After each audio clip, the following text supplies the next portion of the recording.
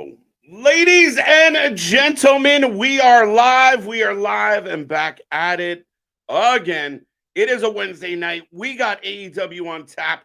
We are the Wrasslin for Life Network, and we will be here for all the action tonight. It's a crazy night. It's a Wednesday, so you know there's going to be chaos. There's going to be calamities. There's going to be a whole lot of stuff to talk about and get into tonight. It's going to be a fun one, folks. We got all the action covered. I'm going to take you through the next 2+ hours of the show. It's going to be a fun one, so grab your snacks, grab your feel good. Make sure you got a smile on your face.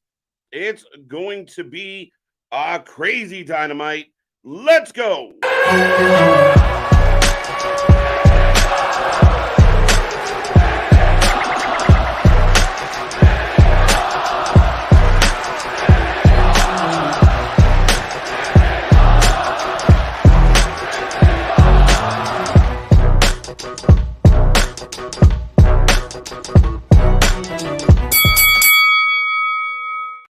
Ding, ding, ding. We are live. We are live and back at it again. Like I said, folks, we are the Wrasslin for Life Network, and we have all the action for you tonight. We get MJF and Adam Cole will be live. We also get the BCC taking on the best friends at this point. I believe that's where we've come to. The Young Bucks are going to take on the Hardys. There's so much to talk about. There's backstage drama. There's rumors. There's people unhappy. There's people that are certainly happy. But we're going to talk all about it here tonight. As always, I am Mr. Every Night, KJ White, the Iron Man of YouTube. Big shout out to Luna and Big Nick, who are resting at the moment. But, folks, we're looking forward to all of the wrestling goodies tonight. We will see what Tony has in store, what is to come. We also heard that there's going to be announcements as far as All In is concerned. More matches, maybe. We'll get into all that. We'll find out what they are thinking for Wembley. Tickets continue to move, and I see the chat already filling up, so I will take a moment to remind everybody, make sure you hit that like, make sure you hit that subscribe. We are pushing for 100 likes on this stream here tonight, so get in there. Make sure you give us that thumbs up. Check out all our links below. Find us on social media. Find us out there on Instagram, Twitter. Where else are we? TikTok. Go check it all out. It's going to be a fun one. And we continue to hit milestones here on the channel. And you also have the opportunity to be a member, be a for lifey, and join us for all that fun. I'm going to see who's in the chat early tonight. But J-Boy is here. I believe he was the first one to get in. J-Boy. No, I lied. Rocco's the first one in here tonight. I will touch on that in a second, Rocco, but good to see you. J-Boy, welcome back. Good to see you as well. Steve G, hey, yo, what? Yeah, the What Man is not here at the moment, but what? In his honor. Looking forward to the Lucha Bros versus BCC and the Young Bucks and the Hardys. I'm really curious with this one, Damian, as far as Lucha Bros and BCC. It's kind of been a weird, you came out of blood and guts, and it's been kind of a scrambled egg situation for the BCC. They were tied up with the best friends in OC a little bit. We saw the street fight on Friday, the parking lot brawl, if you will. Sue made an appearance, but because they won that, they get to fight the Lucha Bros. And again, it's really interesting and kind of tying back into Rocco's question. I mean, it seems like they are putting a little more emphasis over the last couple of weeks on tag team wrestling. I do feel like it can't be coincidental that's coming off the heels of a couple good weeks or a few good weeks of really good tag team wrestling on Collision. So maybe they're getting the message. Maybe the delivery and the production and how they're constructing Collision is going to start rubbing off on Wednesdays a little bit. We will see. That remains to be seen. The other half of that equation, Damian, we're looking at the Hardy Boys. We're looking at Young Bucks, one of the most legendary tag teams ever. And then the Young Bucks. And we will talk about this one. I find it very interesting that the Young Bucks are going back into the tag team division. As Rocco points out, you have FTR on a really good run right now as the tag team champions, winning match after match, really quality matches. And then they're going to be in a trios match. I found that a little strange because we still have that Andrade storyline lurking in the background. Andrade never really took on Malachi Black. He beat Buddy a couple times. He beat Brody. So I don't know where all this goes. It's a little bit, I think Scrambled Eggs covers it pretty well, but we will talk more as we advance in the show. I have a feeling there's a good chance that the Young Bucks and the Hardys could start the show off tonight. Or will they start it off with Jack Perry and RVD? Sorry, I haven't mentioned the Hall of Famer, Rob Van Dam, is set to go one-on-one with Jack Perry. And if you're here right now, I'm curious to see what you think about that. Are you excited for tonight? Are you just nostalgic and happy to see RVD in the ring? Do you think RVD and Jack Perry will be able to deliver something of quality? We will see. Time will tell, folks. It's the BCC versus Lucha Bros. Alexis, welcome back. Yes, it is. I think I said the best friends. It is the Lucha Bros. Like I said, scrambled eggs, scrambled eggs. Steve G says, KJ, congratulations. No long entry before the show starts. Thank you. Thank you. Thank you. All right. We will be live with the show in about 2 minutes at this point. So as soon as that kicks off, I will let you guys know, and I will keep you up to date on all the action. King Jordan from one KJ to the next. How you doing, buddy? Thank you for being back. There you go. We got some love. Lucha Bros third rush. Oh, you think the rush helps the Lucha Bros? Very intriguing. Very interesting. I'm curious to see if there's a plan for Rush. Rush signs that big deal. I think one of the advantages the wrestlers now get is you can pit the two companies against each other. We recently saw the Elite re-sign. Rumor is that the Young Bucks are now the highest paid tag team in the history of wrestling. That's crazy. I don't know if they've earned that. That's a debatable point, but we will get into that more as well. But yeah, I mean, Rush joining the Lucha Bros, it wouldn't hurt. I mean, Rush with Alex Abrahantes, I think would be great. I think Alex is underutilized. I think he's a highly talented manager, hype man, call him what you will, but I think he's highly talented and could use some more love from the company. Right. I don't know what that says, Alexis, but right now it's the Bros since Pac is hurt. There you go. So Rush would fit. Rush would make sense a little bit. What is your early prediction for Blake Christian versus Chris Bay for GCW World Championship this Friday on GCW? KJ, Damien, always looking ahead, my guy. Honestly, I think Blake Christian's going to keep that belt. Chris Bay is going to give him a good match, but Christian's more of a consistent down there. And Blake Christian, some might not know this, but he's a really outstanding heel in GCW on the indies. He's developed this heel persona, and it's been really good.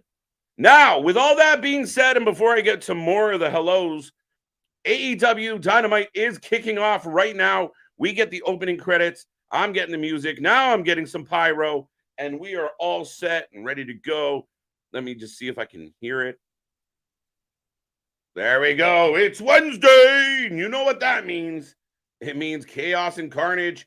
And we already have people in the ring, which may be the JAS. What? Come on, now you're gonna start the show with this? I don't know, man. And we're gonna talk about Jericho. Don't let me forget. We got some Jericho conversation to have. But we got Coke with the microphone and a J behind him looking like $1 million. Work it, CM FTR versus the Elite. Yeah, work it. Make it happen. Make it good. By the way, Chris Jericho is coming out now, so I do find it very interesting.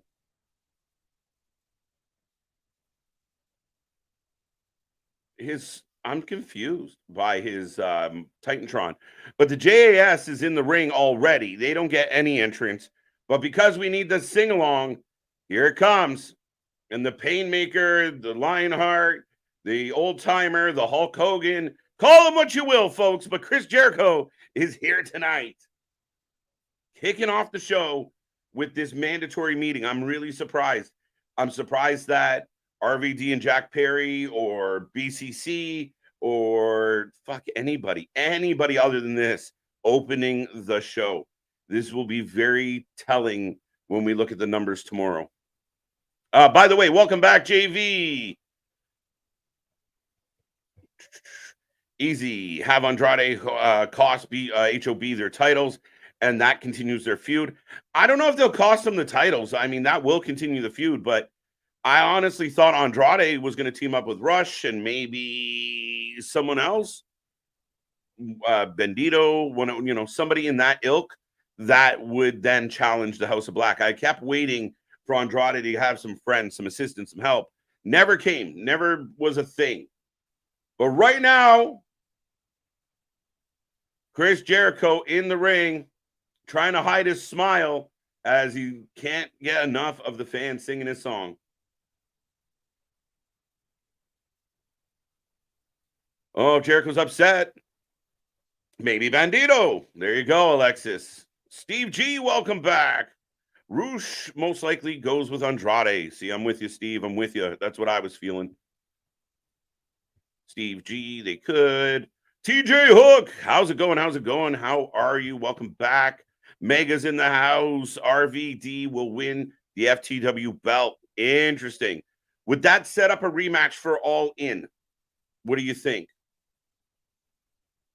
Gilly, how you doing? How you doing? How you doing? Never fear, Larry is here. Welcome back, Larry. As now Danny Garcia's got the mic and he's venting some frustrations with his fearless leader.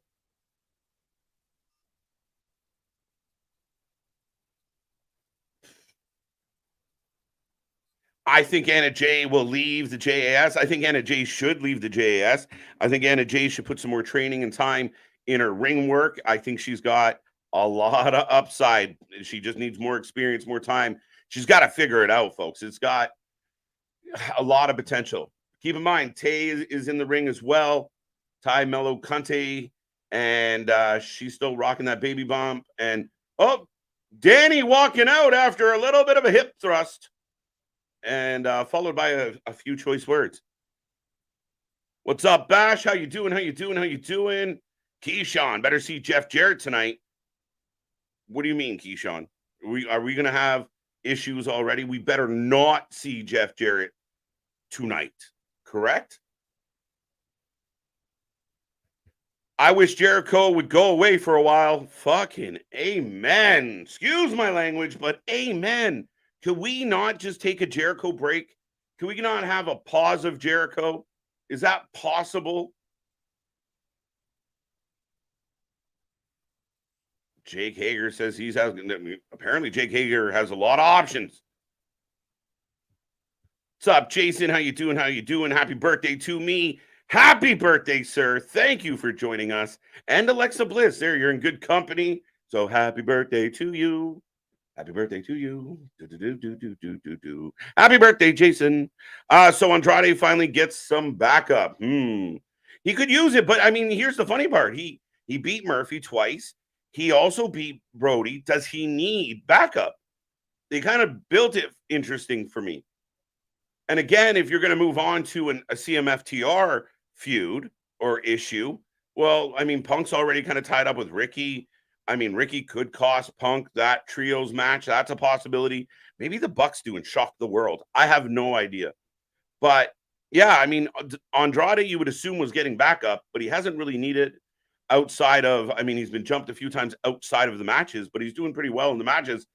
But Jake Hager, if anybody keeping track at home, Danny walked out. Jake walked out. So they held a mandatory meeting to walk out and quit. Why didn't they just fucking text the guy? Why are they wasting my wrestling show with it?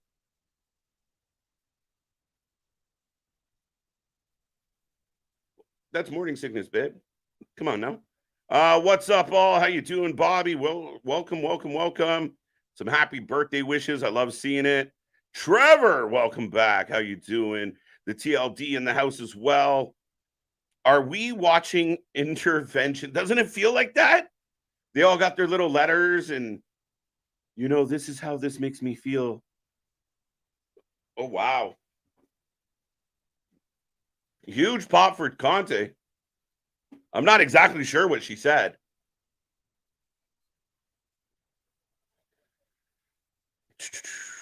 What are your thoughts on the LuFisto Twitter stuff? Keyshawn, I will talk about this. And I mean, LuFisto's a fellow Canadian, but let me hit that on a commercial break. I'm really dying to talk about LuFisto and the whole situation. I don't think it's as cut and dry as everybody sees it, but I mean, that's kind of always the case. We will get into LuFisto. If I forget, remind me, but we will talk about LuFisto at some point as the ladies have now quit. Now, Diet Coke's got the mic, so it's his turn to give Jericho some shit. Jericho really set Anna Jay back. Jericho has set just about everybody back. I mean, you look at what happened to Santana Ortiz. You look what happened. I mean, MJF cooled right off, and he had to find himself again. Even the rivalry with Eddie Kingston cooled off Eddie. It's been, listen, Jericho's a Hall of Famer. Jericho's a fellow Canadian. I give the guy all the credit in the world. Still to this day, one of my favorite moments is when he stood there in the ring and read off the list of moves, the man of 1,001 moves, and went to commercial break. To come back, he's still reading it.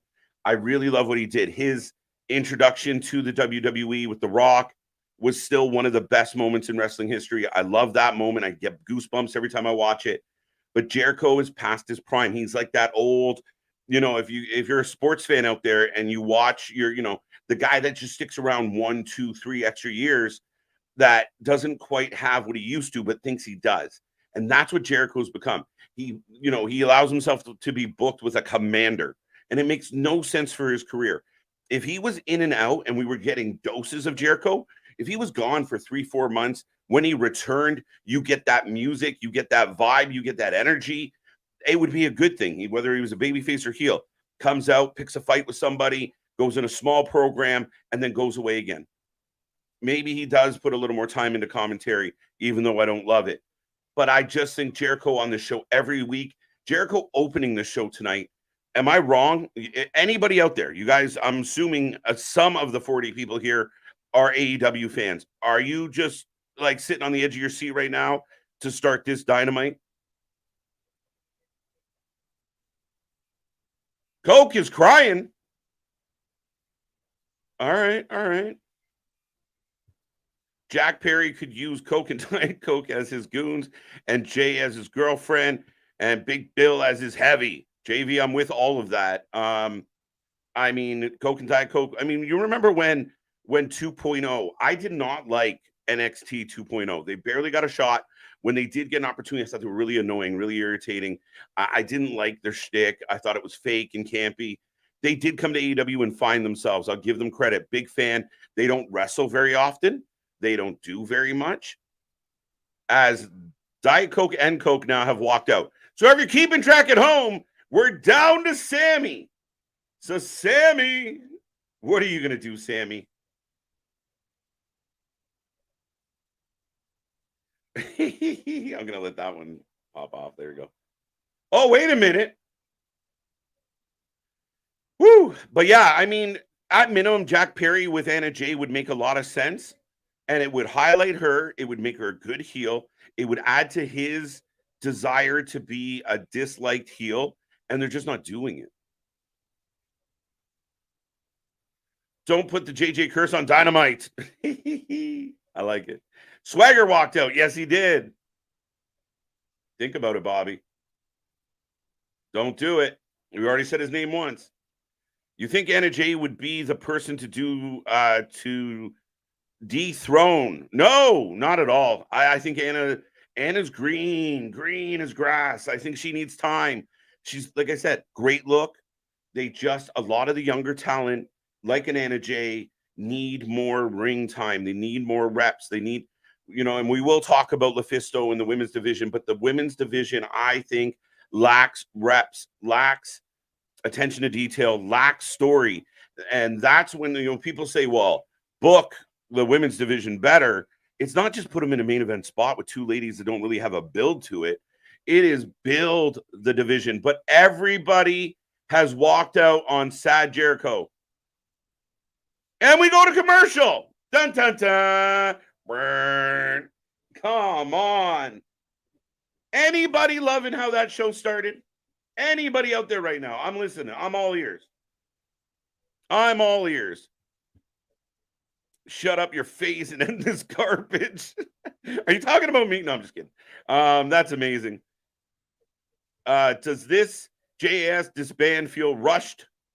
It feels inconclusive and it feels arbitrary and it feels, I mean, yeah, you got the turn last week where Callis used the bat, but what you would anticipate at this time, if I was writing this, is, that your ultimatum, that conjecture between the two of, hey, if you're going to be friends with Callis, you can't be friends with us.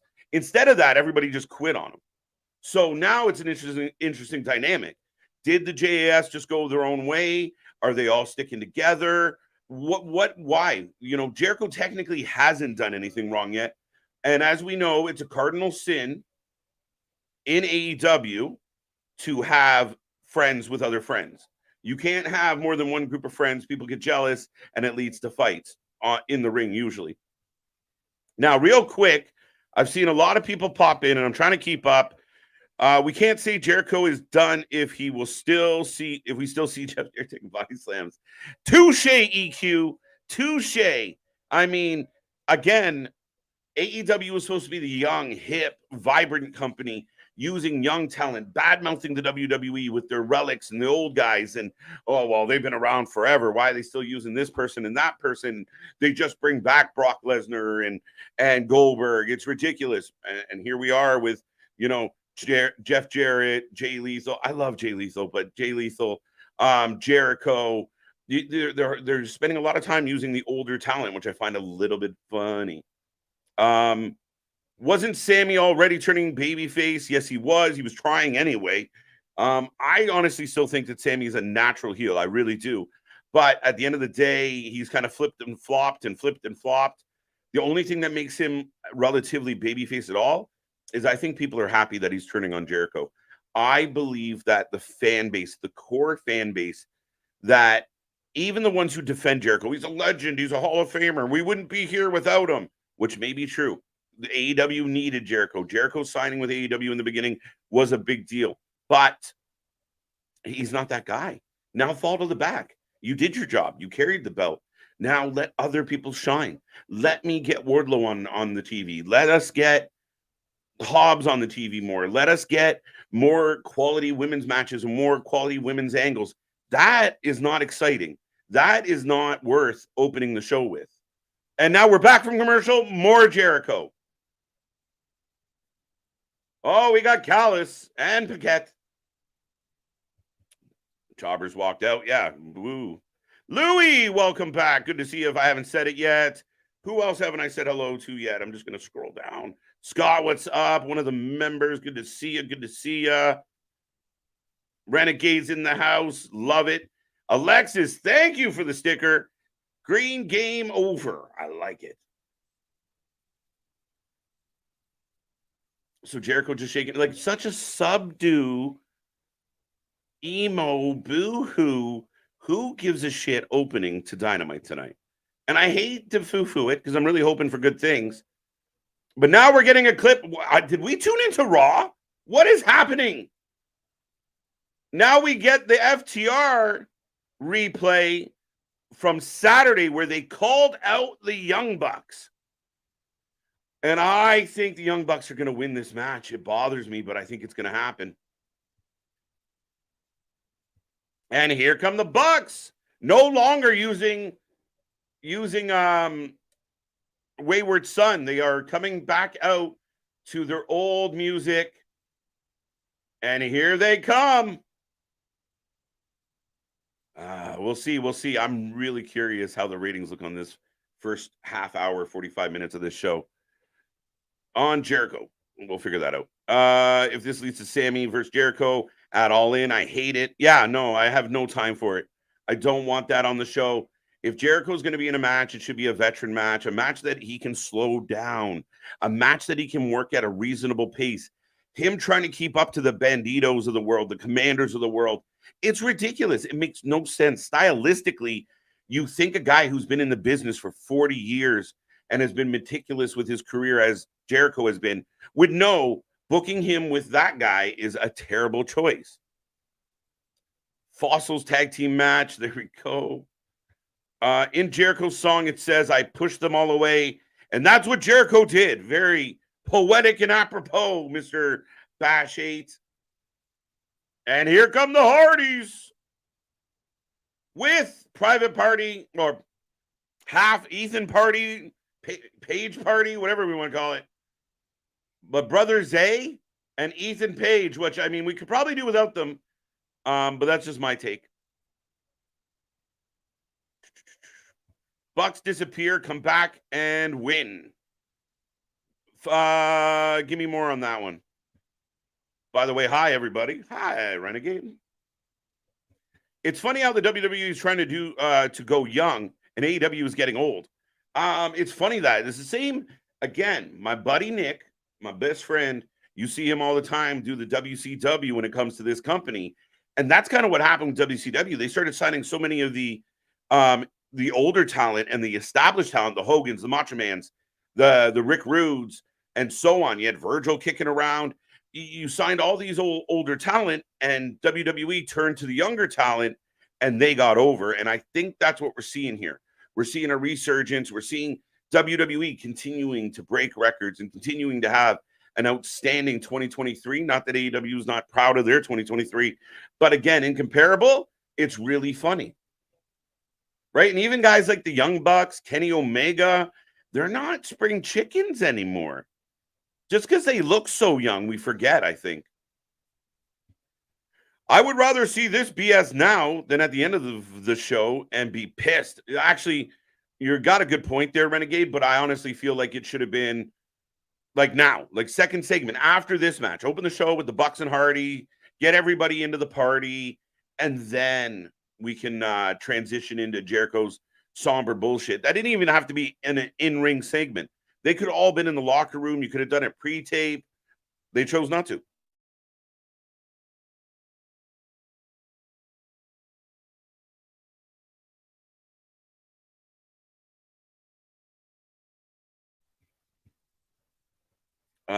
This was not a good segment. I think all the promos are good. I just never really cared for JAS. That's the hardest part, is when you create something that you think is really good and people are really into, but then it turns out we really don't give a shit, but you keep pushing them like we do, then it falls off. So we're getting these big, long segments. I mean, Jericho takes up the whole first segment with his crew, and then we come back from commercial, more Jericho with Callis now. Like, are we going to get a Jericho, Takeshka, somebody else, maybe someone else, like the Don Callis family against the former JAS? Is that going to happen? By the way, I will take a prediction on this, and I imagine it's going to be the Young Bucks. You know, the Hardy Boys want the Young Bucks to have their flowers. Right, Matt? Get these boys their flowers. What's up, Steve-O? Welcome back as Hardy gets a near fall as they control in their own corner.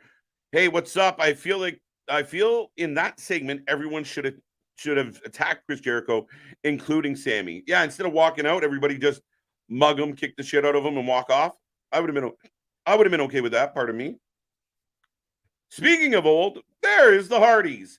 And again, it's not like, I mean, we've seen certain talent. Like, there are guys, an LA Knight, you know, we talked about his age. It's been a topic of conversation. We've seen older talent. I mean, fuck. I'd hate to think that 40, 45 is too old. But at the end of the day, the Hardys have put themselves through so much. Their bodies, I mean, the way they move, they're not as fast as they used to be. They're not as steady as they used to be. We get the tag. We're setting up the Whisper in the Wind. And we get it cut off. Nick Jackson. There you go. There you go. The Young Bucks kind of taking the heel spot on this one. I agree with you, though. The Young Bucks feel like the New Day to me. They are amazing tag team and will go down as one, if not the greats. Well, I have to disagree with that part. But they need a character change. I agree. I feel this way about several people in AEW. I've watched every minute of it. I'm sure a lot of you guys have. We've watched a vast majority of the last 200 episodes live with the internet. And for me, It's like Moxley's been doing the same thing for 4 years. Jericho's kind of been the same for 4 years. The Bucks have been the same for 4 years. We haven't seen much change, much. Oh, wow. Big move. That was nice, though. That was nice. Be elite. All right, all right. Go neutral, 50-50 split. Nah, I think the Young Bucks need the win, especially if the Bucks are heading towards FTR, then yeah, they're going to beat the Hardys. They get to put the feather in cap. We beat the Legends, the Hardys. See, told you we were one of the best ever. What's going on, Aaron? How you doing? How you doing? How you doing? I am in picture right now for those following along. We still have Jack Perry and RVD to come. We're about 30 minutes into the stream already, folks. So thank you for being here. If you haven't done so yet, make sure you hit that like button. We're trying to get to 100 likes on this particular stream tonight after a couple big nights. Last night, NXT, man, it killed. And if I was Tony, I'd be keeping an eye on NXT. I know he won that Wednesday war as far as he's concerned, but NXT's doing good things, and a lot of people are tuning in. Was on the Buffalo Harbor cruise today. Right on, buddy. Feeling good, I hope. Paul, welcome back. Wow, I love it. I love it. Boss Monster's in the house, by the way. There you go. Howdy, y'all. Hardys win. Hardy boys win. Wow. Okay, very interesting. Young Bucks for the win. Young Bucks for the win. I think the Bucks have to win. What's up, Daniel? Welcome back. Good to see you. Dirk, welcome back. How are you? Kayla's in the house. Love it. Good to see you, Kayla. Let's see what this one says. What's up, guys? Just turning into the program. Hope everyone is having a good night so far. And if it continues for everyone, let's go. Dynamite time. Let's go, Bucks. Paul feeling it. Right now, both men down. We got Ethan Page and Brother Zay banging on the apron. If you took the Hardys and Too Cool and threw in some super kicks, you would get the Young Bucks. James, that's funny. That I've never heard it put that way, but I mean, maybe a little bit less dancing. I think what hangs me up with the Bucks outside of, yes, undeniable athletically what they can do in the ring, what they've done in past renditions, in New Japan and such. We've seen them be highly talented. We've seen them accomplish a lot of cool things. To me, they still come off very immature. Their storylines come off very immature. The way they handle things, to me, comes off very childish. And that's where, if they could just season that, mature that, and have some legitimate feels to what they're doing, then it would help. It would go a long way. That, and I feel like I've seen every Young Bucks match ever. Like, I feel like they all end up being the same. Mind you, I think I'm enjoying this one. As we're coming back out of commercial to commercial, picture in picture, we are getting back to the action. Don't let me forget about LuFisto when we get an actual commercial break. Gamer Fit Plus, first time here, really digging the stream. Gamer, thank you for joining us. Like I say, we are the channel for fans by fans. We are the Wrestling Utopia. And don't be shy. Get in this chat, say hello. And we're open to all opinions. Bucks to win. I like it. It's crazy that the wrestlers thought it was cool to bully the girl online. Shows there is no true leadership. Keyshawn, I feel you. And that is part of this story. KJ, how do you feel about Jake Hager as a bodyguard for Jack Perry? Jake would work, but Jake's so flat and Jake's so Magoo. Like, just, I don't feel anything with Jake Hager. And he's another guy, been around for 4 years. He's had, 6 matches? Maybe. Hasn't done anything of substance, never been a real threat. If I had to pick, I would go with Big Bill over Jake Hager. Jake Hager, for a big guy, just doesn't come off intimidating. He feels like that, I don't know. He feels like the last guy that would throw hands. I don't know why. I agree, KJ. They think they can improve. I think for them, in a lot of cases, because they had so much success, they don't feel they need to improve. This is what we do when people love it. But the numbers will say otherwise. And if you want to get to that next level, you always have to be evolving. You always have to be growing. It's something Nick and I always talk about, even with what we do here. If you're not changing, if you're not trying to bring more to the table and surprise people sometimes, if there is no evolution, you go stale. If you go stale, people don't want to see it no matter what you do. But Jeff Hardy going for the twist of fate.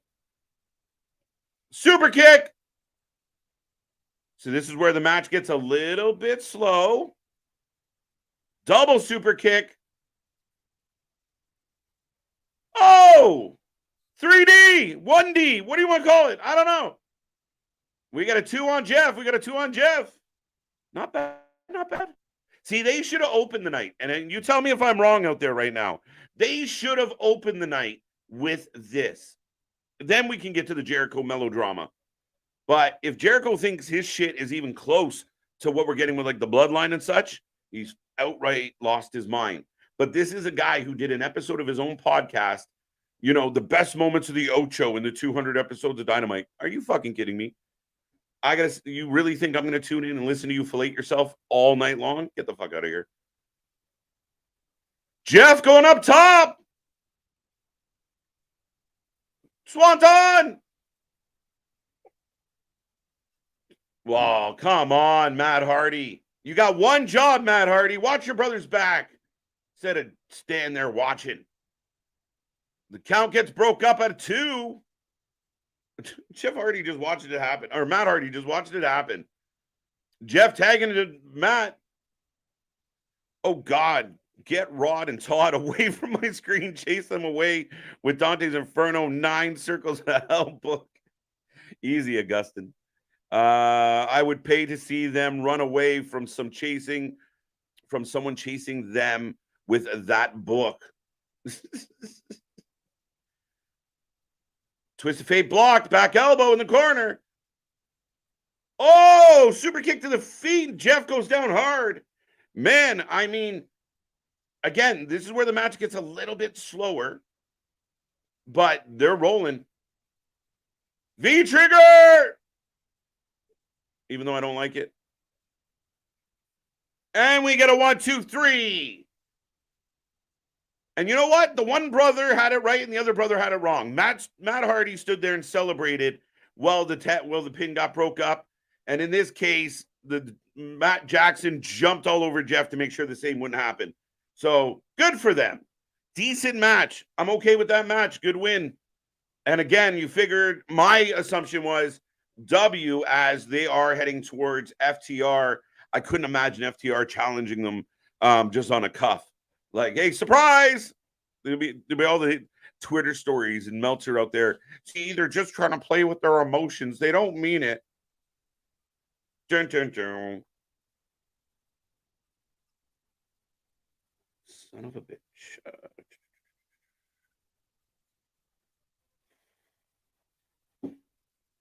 So let me know in the chat, folks. What did you think of that one? How did you feel about the opening match of the night?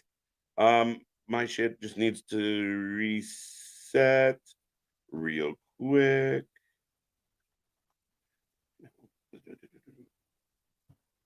But they should bring back the Broken Universe. Don't need to do all the fast-paced matches then. You're not wrong. You're really not wrong. I mean, you could simplify. I mean, has the Broken Universe been passed over? Is it now not cool anymore? I don't know. They'd have to find a really interesting way to get back to that, Aaron.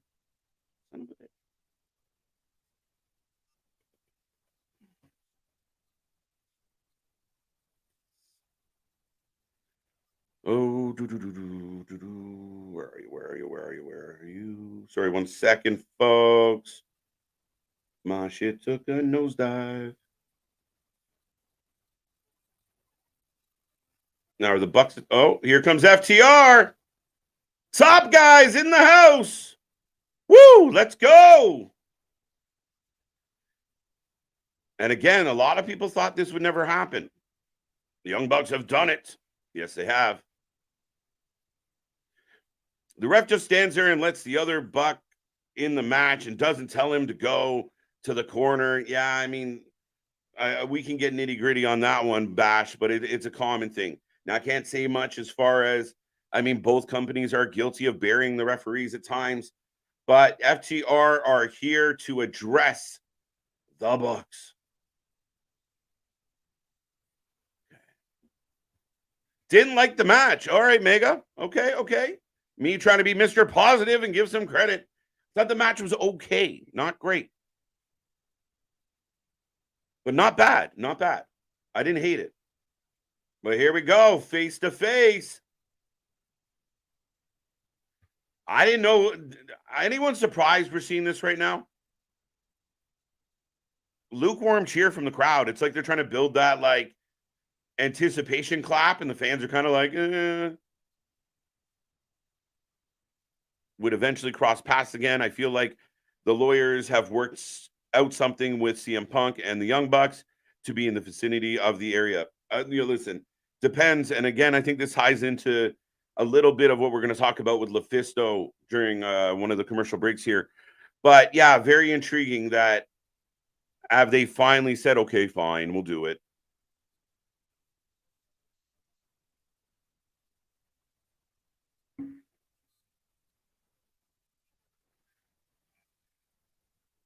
There you go. Belts up. The Bucks say all in. There you go. Taz has to make sure everybody that is challenge accepted from the Bucks because he didn't really say it. There you go. So we're going to get the third match in this trilogy, folks. How do you feel about it? Thumbs up, thumbs down. I want to know. Like I said, we got over 50 people hanging out.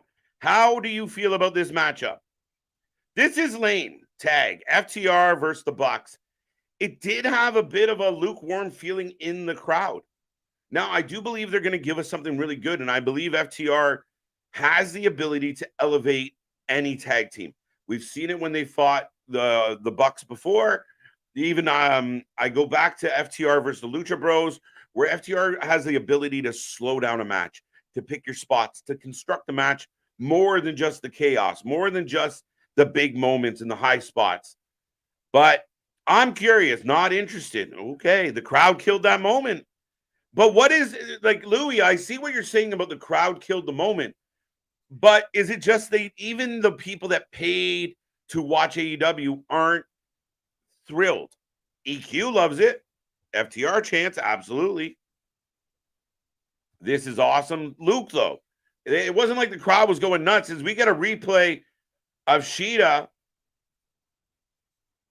winning the title, and then we're going back to March 18th, 2020.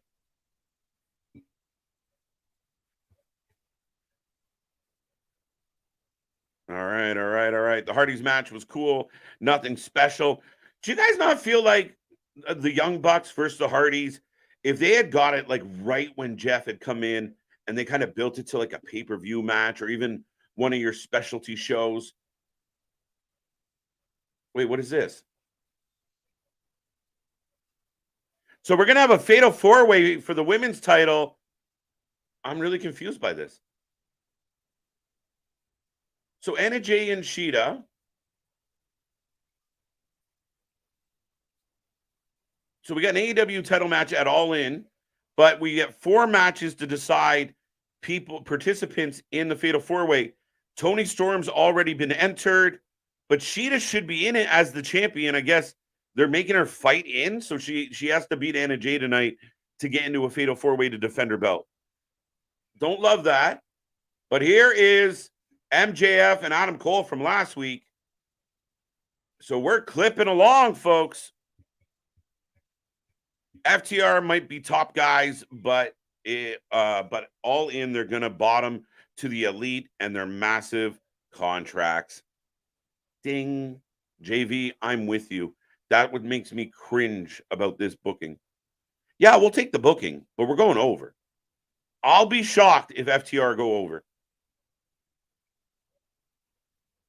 There should have been a promo there. Something other than just All In. Like, a little more would have been nice. FTR coming out just to lift their belts and leave wasn't it. Like I said, even Taz. Wait 1 second. I'm being distracted here by Adam Cole. So Adam Cole has a very special night planned for MJF.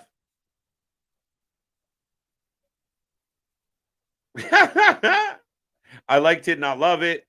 FTR is more over than the Bucks because FTR is better than the Bucks. They really are, and they're going to a trampoline park.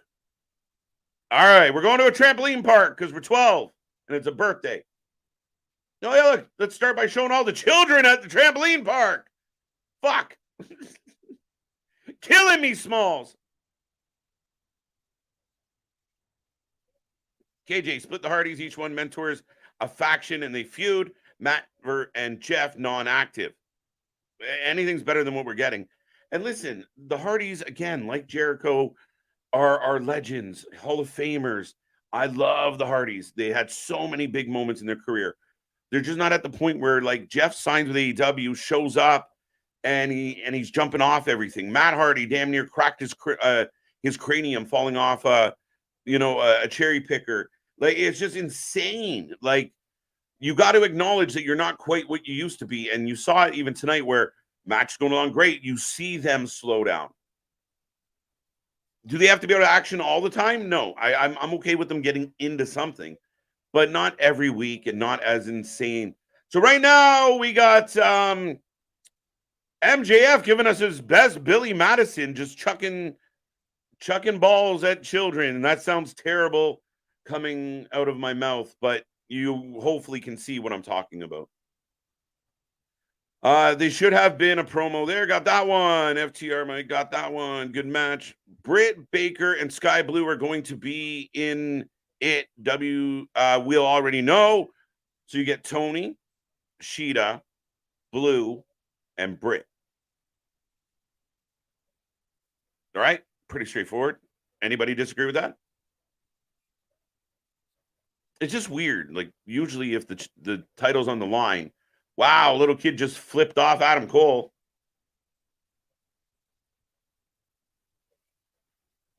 No, she has exercised her rematch clause.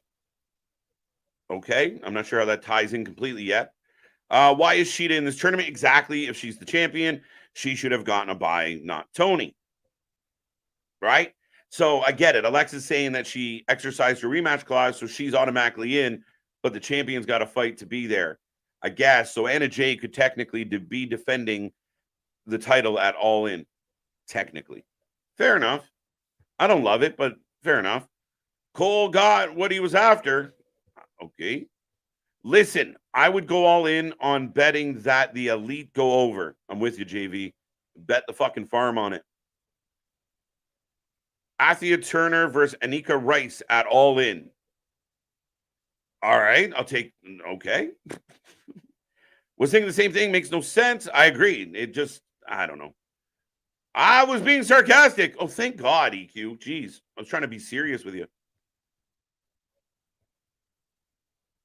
MJF and Adam Cole main event of All In. We will see. That will be very intriguing what goes in main event. I mean, it is your world championship.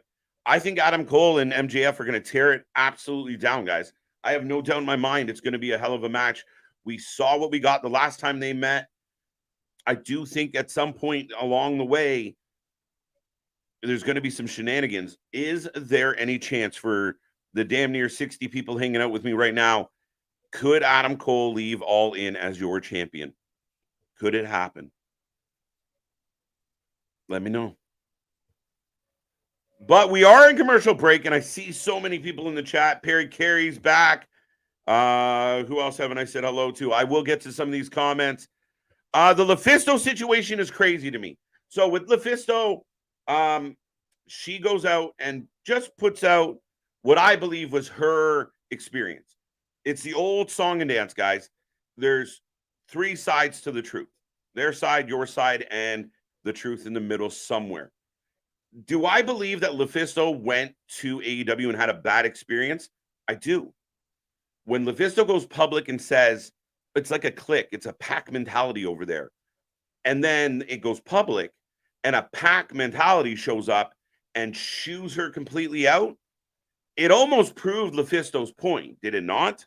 Did it not? Does it not kind of, wait a minute, somebody had an opposing opinion. She didn't say all the women in there sucked. but she did speak to some of the issues. We've seen issues with Thunder Rosa. We've seen issues with other talent. I mean, we've even seen issues with a guy like CM Punk.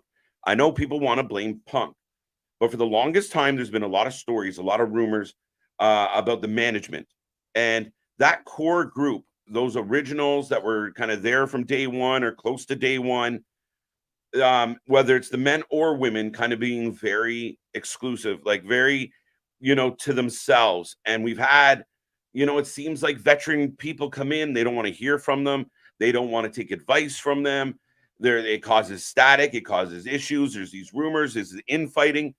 At the end of the day, whether Lufisto's telling the truth or just completely made it up, I don't think the lady completely made it up. She had no reason to go public. I think she wanted to tell her story in light of people asking about a better women's division. I do truly believe that she wants to see better for the women. I think she was hopeful to be a part of it. Now, was it just her experience? Was it a bad day? Did she take things out of context? Perhaps. Did she walk in a room and Ruby was just having a convo with Dusty and she assumed they were talking about her? Maybe. But at the end of the day, it doesn't matter. What continually keeps happening with AEW as they're trying to grow as a company is all of this fracturing and all of this, the rumors, the stories, the social media thing.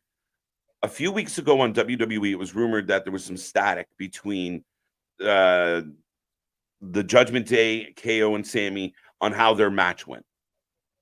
We didn't see a bunch of tweets about it. We didn't see KO tweet, "I'm sick of their shit," and then and then Finn tweet, "Oh yeah, we've been over for way before you. You know nothing, you chubby bastard." We didn't get any of that, right?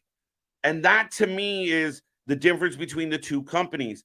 Is you do have this kind of wild, wild west, shoot for the fence, and you have a lot of these. Even Matt Hardy arguing with Jim Cornette and Brian Last. I mean, they all look like idiots at the end of the day. They look like complete assholes doing it in the manner they were doing. Nobody's getting over by this negative shit. And it doesn't matter what way you slice it. At the end of the day, TK needs to have control of this. TK has to manage his staff.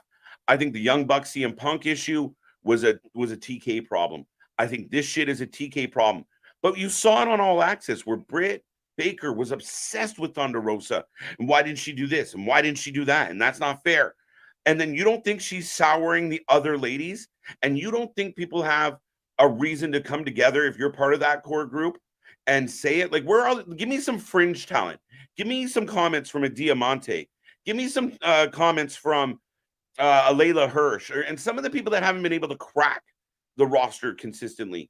Not that core group that we get no matter what, that are always here. The ones that are getting paid big bucks to do very little.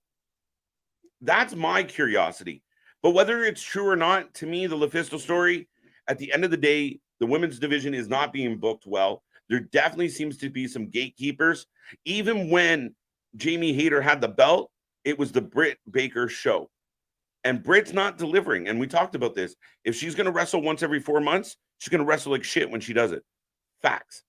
But it's all this bullshit, this social media shit that the AEW stars, like a Jericho. You can't shut your mouth and be a professional, be an adult, and keep some shit in-house. You got to run to Twitter and complain about your hotel and your flight and your fucking everything else. Or you got to tell some kid in fucking Cleveland to kiss, shove it up his own ass because he thought your match with Adam Cole was shit. That is what needs to change with AEW. The culture needs to change. Now that I just went on that long-winded ramble, we are back from commercial break. Jack Perry is in the ring, and one of a kind, RVD is in the house. MJF is my hero. MJF is my hero. Sup, Kerry Perry? I think I said that already. Adam is acting like a child. Yes. This stuff is too kiddie. What we just got with MJF and Adam Cole, too childish. Again, two grown-ass men. I mean, I'm not knocking you. If you like the trampoline away, bounce to your heart's desire. But here we are. We're going to celebrate a night, and then there's, MJF just whipping balls at people. Oh, Jack Perry jumping RVD. And ding, ding, ding. By the way, this is FTW rules, guys. RVD time. Yes, it is. One of a kind. I don't know what that sounded like in your ears. I might have to apologize. It takes a certain type of person to be a wrestler. Yeah, absolutely. Jack Perry for the win. I got Jack Perry for the win. The only way I see RVD winning is if they're trying to pull this into a longer storyline. RVD 420 wins. I wish Katie came out with RVD. Down boy. Down boy. Jack Perry's gear fell apart. LOL. Did it happen? Jack Perry for the win. He's no longer wearing a loincloth. That's an improvement. Pack is Andrea again. The Bunny versus DMD next week on Dynamite, and Soraya versus Sky Blue this Friday on Rampage. Qualifying matches, KJ. Yes, yes, yes. And again, I mean, instead of doing a tournament for a fatal four-way for the women's match, no, would have been really cool over the last 3-4 weeks, and then the next couple of weeks leading into All In.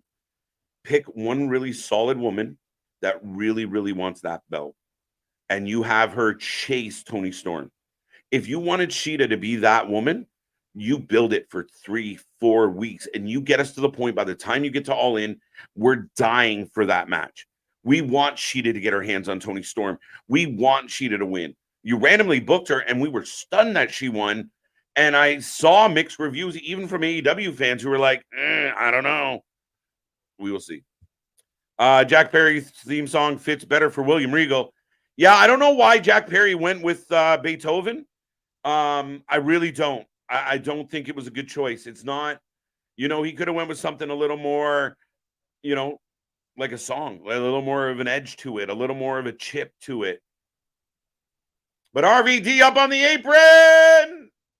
Oh, vintage RVD. Oh. Jack Perry for the win.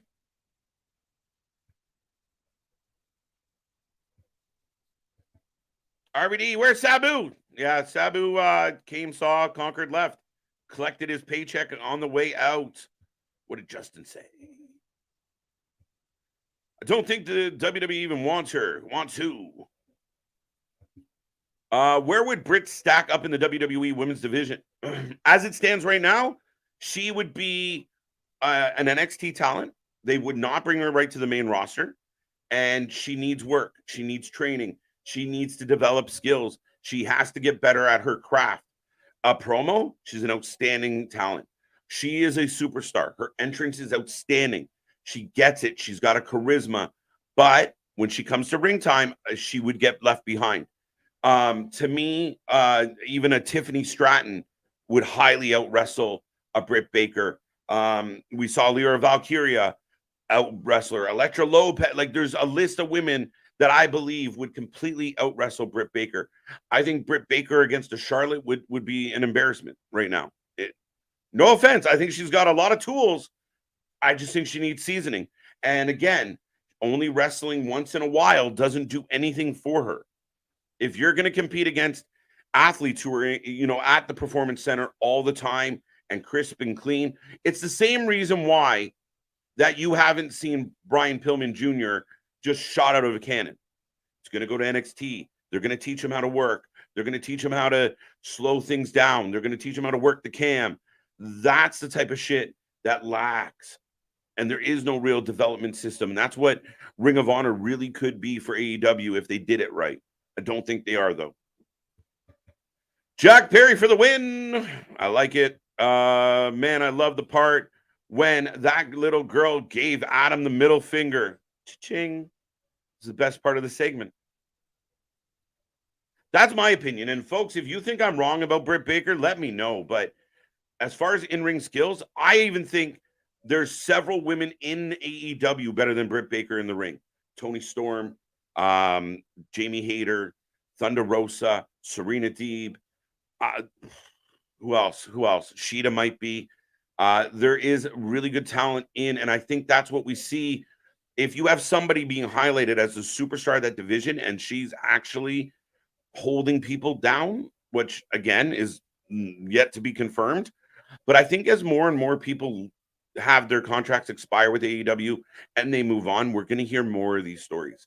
We've heard other stories like this. Lufisto wasn't the only one. Big Swole had some stuff to say. Other people have come out. Even Chavo Guerrero had some stuff to say about how things are being managed. We saw Mark Henry complaining about the younger folk not wanting to listen. Britt won't go to... No, it makes no sense.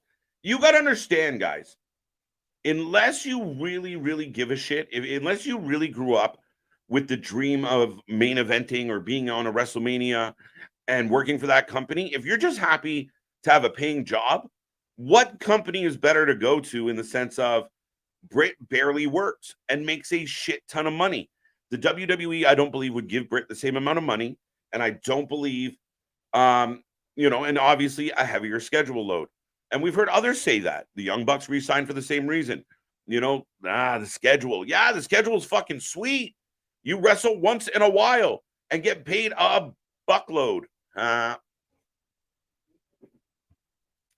RVD, new FTW champ. Oh! RVD. Again, some vintage RVD. RVD looking good tonight. Sucking wind a little bit, but you can imagine. I wish RVD stays in AEW. Listen, he's advertised to be a part of WrestleMania 40 weekend for WWE, so it'd be hard to imagine. Rolling Thunder! Steve, no, I don't. There we go. Britt thinks she's a star because there isn't much competition. When AEW first started Keyshawn, she was right. She stood out amongst the group. But that's where I talk about, and again, I always make the comparable to a sports team, guys. If you look at a strong sports team and you're an expansion sports team, yeah, your first couple years, your best player, by the time you're able to compete with the top teams, is probably on your third line or on your bench because they're not at that level unless they progress. And I think that's what we've seen instead of, I felt like Ruby Soho should have come in and got a better deal. I felt like Taya Valkyrie should have come in and got a better deal. Oh, there goes the ref. RVD. For 52 years old, Rob. Yeah, listen, man. Shit. Guy's got a decade and change on me, and woo! I don't see it. But RVD up top.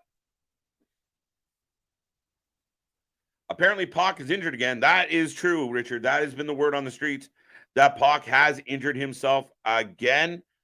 And, man, if he misses out on All In, I feel bad for the guy, but I don't know what else to say. RVD. Gilly, I don't agree with you. I think Britt has a lot more than most of the WWE women's roster. She has a great gimmick. She's a gem on the mic. She's eye candy, and her wrestling skills are solid. I don't know if those wrestling skills are solid or compared to the people that she's wrestling against, they are solid. We've seen her have a series. Oh, wow. Jack Perry through a table. We've seen her have a series of matches that were meh. And again, who is she better than? Becky? Nope. Charlotte? Nope. Liv? Nah. Raquel? Nope. Come on. I'm all ears at who she's actually better than as a full package.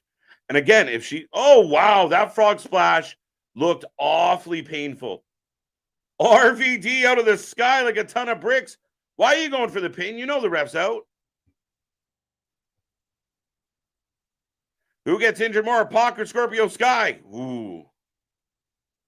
Here comes Aubrey. 1, 2, kick out. We got to kick out. Emma's better than Britt. Ding. I can sit here and do this all day. Britt is good, but Britt is a bigger fish. Oh, huge low blow. Britt is a bigger fish, not even a big fish, but a bigger fish in a little pond. She goes out to the ocean. She's going to get eaten by sharks. And Jack Perry, 1, 2, 3. Thank you for coming, RVD. Go get some ice for those nards. It's over. Wow. Again, I say Hook is going to help Jungle Boy. Nobody going to help. Now, I think Hook's going to come out now. But Jack Perry wandering off with the W and the FTW title. Speedy recovery, absolutely, Vance. I'm a big fan of Pac. just his AEW career has been so spotty. You don't get enough of him. I like heel Pac. I like his creepy vignettes. I like when he's doing the Hobbit thing and disappearing and reappearing. But that's it. Nothing else. RVD loses. And we have the Lucha Bros with Alex Abrahantes. I think Scorpio Sky gets injured getting out of the bed. It happens as you get older, Justin. I can't knock it. It happens. And again, I do think part of the injury bug is when you don't get in the ring enough. I think you're more likely to pull a groin or a hamstring or pop a knee or throw out a shoulder when your timing's not the same, when you're not getting the consistency of reps. But what do I know? I'm sitting here talking about it. They're doing it. But if anybody thinks I'm crazy, let me know. One of my favorite in the company, Penta. I like the Lucha Bros a lot. Still to come. I mean, the back half of the show should be pretty good, guys. It really should. I mean, we got a lot lined up. I mean, we're going to get BCC. We're going to get them up against the Lucha Bros. And here comes MJF. Interesting. BCC is really missing Bryan Danielson's presence. Having Mox and Claudio be the talkers for the group just doesn't work for me. If it feels monotone, lack of energy. I'm not that far off with you. I do miss Daniel Bryan. And again, I know he hurt his arm, so I really thought they could have used Daniel Bryan or Bryan Danielson as the mouthpiece. Like, am I wrong with that? Like, I know he broke an arm. So why couldn't he be there and be a mouthpiece for the group? Work as a manager, do commentary. We love him on commentary. He's a great talent. I really do think that they could have done something there. But I don't know what the rules are or how he worked that out. But at the end of the day, Moxley doesn't move my needle because I've heard it. I've heard it all. And Claudio, I think, is great. I really do think Claudio is great. Pardon me. Even though Perry cheated, that's the correct decision. Yeah, Richard, I'm okay with Jack Perry getting the win. Like I said, unless they were trying to continue this. Now, he did get the low blow victory. So will they try and continue this? 2-0. RVD, good match. People love the guy. Listen, I was super happy.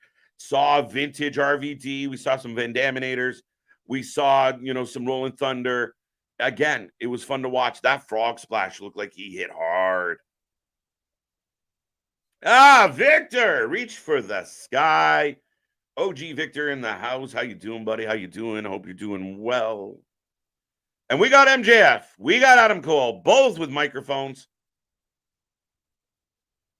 Chris Jericho will give Don Callis answers next week on Dynamite. So we're stretching, it's just stretching. And I get to the point with this. We just had 2 hardcore matches last week. Then we get one today. What the fuck? It is what it is, Bash. It's just kind of the way it goes. The FTW title apparently comes with FTW rules, which fine. But then, like you said, maybe not do it last week. Renee looking fire tonight. Good old Canadian girl looking fine for sure. Shout out to Renee. You crazy. Thanks. Did you see Jay Uso vlog before SummerSlam? I did, sir. Yeah, Lucha Bros are great. With you, Justin. With you. MJF getting huge pops right now. Adam Cole, talk to them.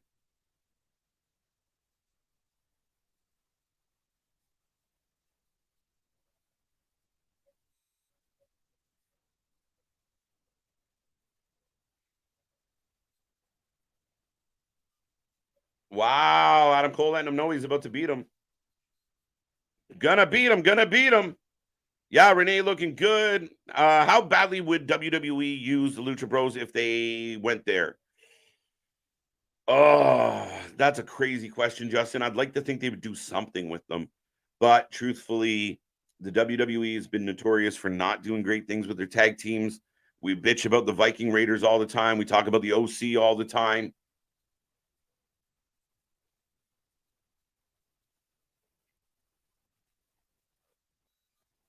Wait, MJF making fun of Adam Cole. Wait, what's happening?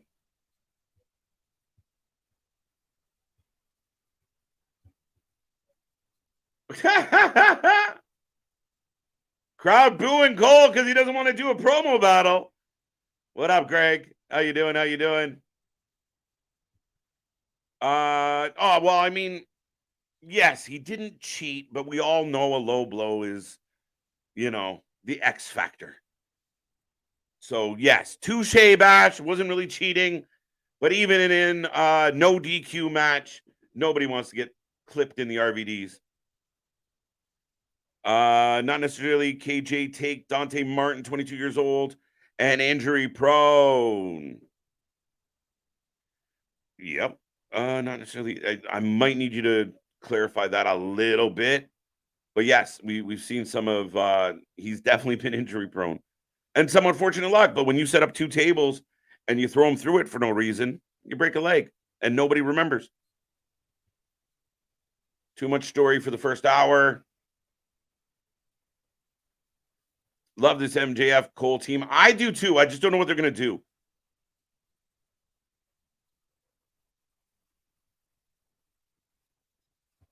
You're muted. Am I muted? Someone tell me, can you hear me?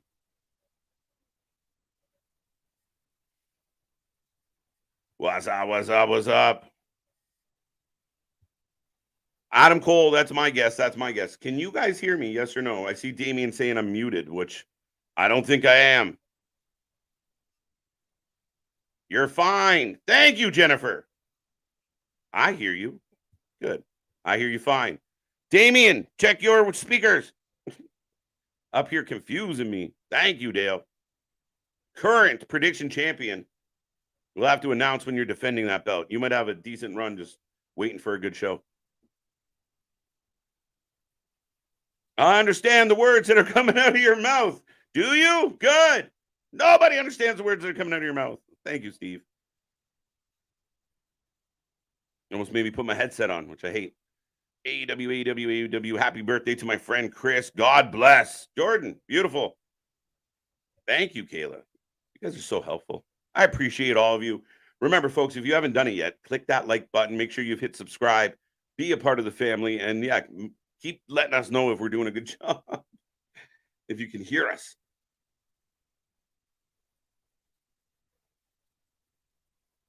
Wait.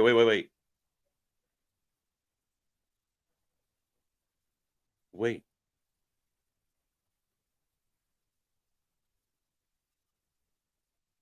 Adam Cole wants to challenge for the Ring of Honor Tag Championship at 0 hour.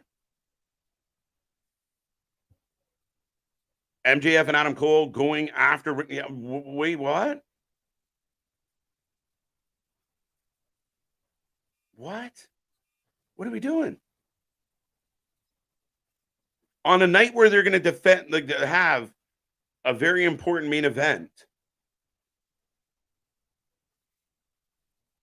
Yeah. What? This isn't my favorite MJF stuff, guys. This is lagging a little for me. You're my muchacho for life. Sup? What's up? How big is Batista's? Why are you asking me, Dave? I heard it's slightly bigger than Goldberg's. Fuck.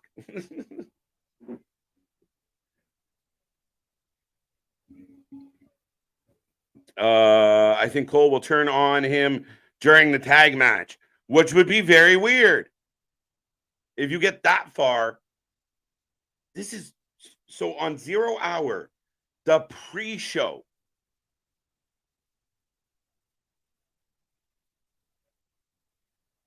Okay, Justin's happy. Okay, I'm okay with that.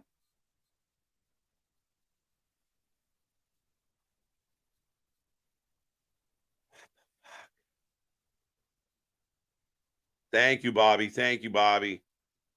You can't break them up. I agree, JV. But I don't get this. Am I wrong for not getting this?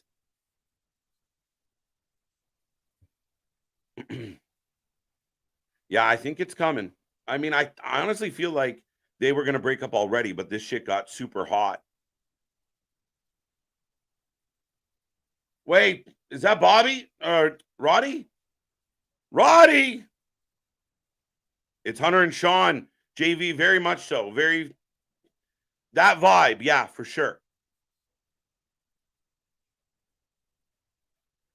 TBS keeps cutting off on me, so it's hard to keep up with the show. Bash, that's why you have us.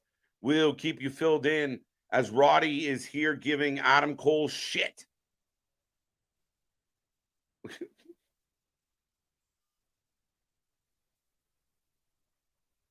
I'm getting sick of your jealous ex-girlfriend vibes.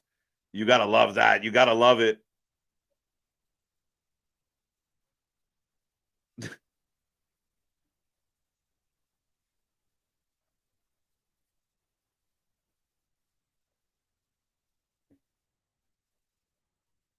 He's telling Roddy to go home.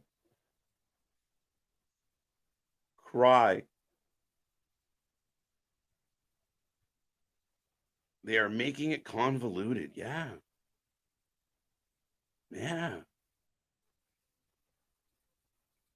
It's getting worse. A little bit, a little bit, a little bit, a little bit, a little bit. But I like parts of it. I do.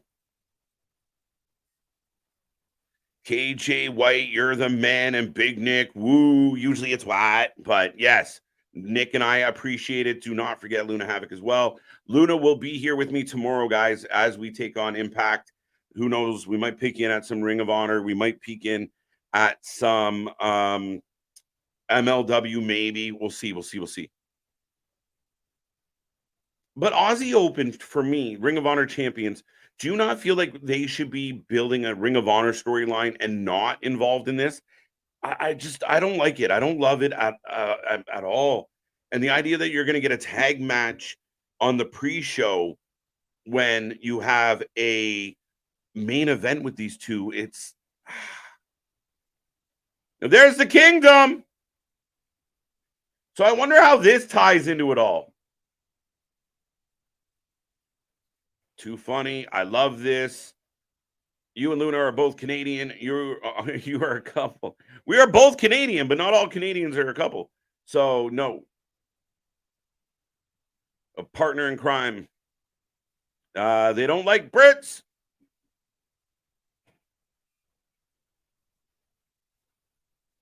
AEW's biggest pay-per-view. We get Ring of Honor titles. Yeah, between your main eventers. Like, if you want to put the Ring of Honor world titles on the line at 0 hour, fine. I'm good with that. Aussie Open's outstanding. Aussie Open is great. But so Adam Cole, MJF hugging it out. Roddy's crying. He's he gets consoled by the Kingdom. Bennett and Taven. Kind of a flat ending to all this, guys. And it made this, as good as parts of it were, it felt a bit long as, wait, Cole ran to the back. Yeah, very flat. Like MJF's asking for the crowd. Am I wrong? Am I wrong that he's kind of like, come on, guys, wake back up for me? Adam Cole on MJF and joins the Kingdom. I still feel like if there's a turn, it's gotta be Adam Cole. I'm so confused by the booking right now. Roddy baby. I like it. Fits. Oh snap, some crazy stuff. Did you ever play hockey? I haven't stopped. It's kind of a rite of passage. They go, as a kid, you start skating and you start playing puck. But yeah, no, not only did I play hockey, I coached hockey, and I worked in the world's biggest hockey store. It's a true story. It was 24/7 hockey once upon a time. All Friends Wrestling. Yeah, kind of feels that way. You really didn't have anybody to take on Aussie Open. And if they turn during the pre-show, I don't know. It did die. I'm with you. Ring of Honor titles being involved on Dynamite is like if NXT defends the titles on SmackDown or Raw. I know Dom has done that lately, but it's rare. I wish AEW kept Ring of Honor separate. I would seriously like Ring of Honor to be its own identity. Give it its feel back. Give it its vibe back. Make it the Friday night show. And we've said this a million fucking times on this channel, guys. What do you do with Rampage? Because nobody really gives a shit about Rampage. You make it Ring of Honor. You make it matter. And you have specific talent that only appears on Ring of Honor. And you use it as developmental. You work on them coming out to the ring. You work on them cutting promos. You work on them dialing in their talent. And then you bring them up to Dynamite. Then you bring them up to Collision. I mean, to me, that was almost the perfect thing for Nick Wayne. You sign this young 18-year-old talent. You put him in a Ring of Honor. You put him in like an NXT style where you let him develop. You let him grow. You let him figure himself out instead of throwing him into something head first. I don't know about permanent, but definitely for the foreseeable future. The crowd has not been dead. Here's my argument here. The crowd has been alive for the stuff they needed to be alive for. I feel like they've been dead during stuff that they didn't give a shit about. The way the Bucks and FTR rolled out, the fans had a lukewarm response. The Jericho stuff, I feel like the Jericho stuff to open the show deadened the crowd right out of the gate. I think they shot themselves in the foot on the go mark with that Jericho bullshit segment to open the show. But when they've had to pop, they popped for RVD, good energy for RVD, and I think they were popping for MJF and Adam Cole. I just feel like it took too long, so they lost that we're right with you guys. They were like, oh fuck, now what? But here come the BCC as we go to picture-in-picture. We don't need picture-in-picture for an entrance. We really don't. But BCC coming out to take on the Lucha Bros. I will take your predictions. Remember, folks, I will take a rating out of 10 at the end of the night. So please stick around. I want to know how you guys feel about this show. It's going to be an interesting rating tonight. We'll get there. But I thank you. I've seen up to over 60 people in this chat here tonight. Keep it coming. Keep it growing. We can't thank you enough. We keep banging out milestones as, again, we're, just over a year and a half old, and we're still rolling. We're taking out giants one day at a time. See, we can relate to AEW. We're just the upstart. There's some giants out there that we're trying to go after. But, again, we think our booking's a little smarter. What else we got? Ring of Honor once had a show called Mike Bennett's Bachelor Party, as hosted by Adam Cole. Roddy versus Mark Briscoe was a match on it, with the loser not being allowed to drink that night. Roddy lost. Yeah, makes sense. They're really trying to promote Ring of Honor. Not a bad strategy. Maybe it's Adam Cole's ruse to tire out MJF. I don't love it. I really don't love it. Like, imagine the SummerSlam pre-show had Jay and Jimmy versus Roman and Solo. Pourquoi? Like, I don't love the double booking of your main event talent. I don't. People talk about it all the time. Like, what if I don't know if they would be. So how about this? And this is where we got to think about it. Big picture. Cole and MJF show up and they beat Aussie Open. They're now your tag champions. Then they go on to have a match. Whatever happens in the match. Then is there a turn? Why would you turn then if you already have the belts? All right, but then let's turn them in the pre-show. Then why would you turn them in the pre-show? Why not turn them now and have a couple weeks of build of animosity, right? If Adam Cole had turned on MJF at Collision when they lost, or the Wednesday after Collision, then you can now build that hatred. And we could get some promo battles. We could get some, venom. We could get the disappointed fans that want to see Adam Cole and whoever he aligns with get their just due. to do it on the pre-show, to me, whoo, I don't know, folks. I don't know. Lee, welcome. Cody Rhodes would be RVD if he learned to wrestle. I don't even know how to answer that one. Cody Rhodes, if Cody Rhodes learned how to do flips and tricks, maybe. I don't see it. I don't see it. RVD did lose. Yes, he did. BCC for the win. Lems, that's what happened. I hope you're making some lemonade. As the Lucha Bros come out from behind. And we get a couple super kicks that look a little sloppy. The booking's all over the place. Amen, Keyshawn. Amen. There we go. Up and over. Both men down. That show was the night before Mike and Maria wedding as a shoot. I like that. BCC for the win. RVD did lose. Got that one. KJ, what do you think of this? You know what happened to Britt Baker? That rivalry with Thunder Rosa. All it proves is that Britt had to have a gimmick match in order to hide her flaws. I'm not disagreeing with you, and I think there was jealousy there. I think the fan base was really in love with Thunder Rosa. And other than Britt Baker, you name one other female that had a good title run. And you can't give me Jade. That doesn't count. But name one other woman that has had that title and they were significantly booked to the point where they were a badass, like Britt Baker. You let me know. I'll wait. KJ, Roman can go. That match happens at Payback. It will. It might. I don't know. We got to figure out Friday. We will be here live for Doubleheader Friday, guys. Big Nick and I, the Tag Stream Champions, will be back. Moxley's bleeding already. All right. Moxley bleeding. I don't know how. I guess he had a lucha fall on him. Another super kick. Another super kick. Oh, and then they super kick each other. There we go. They're both trying to manipulate one another between Adam Cole and MJF. Yes, no, maybe so. I mean, again, I think it's kind of lost in the message a little bit.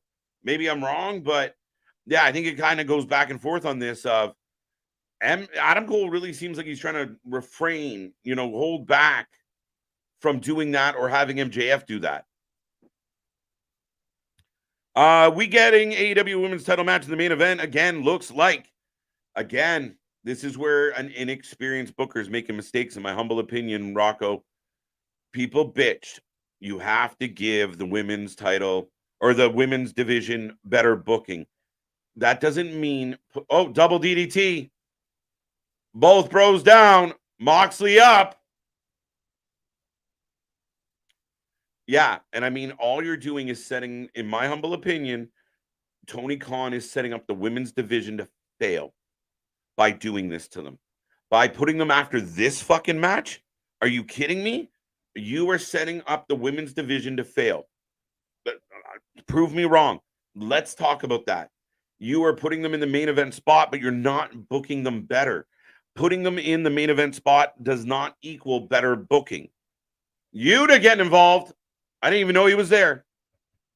They've both been trying to got that one. Second week in a row, got that. Yep, I don't like it. You're setting them up for failure, guys.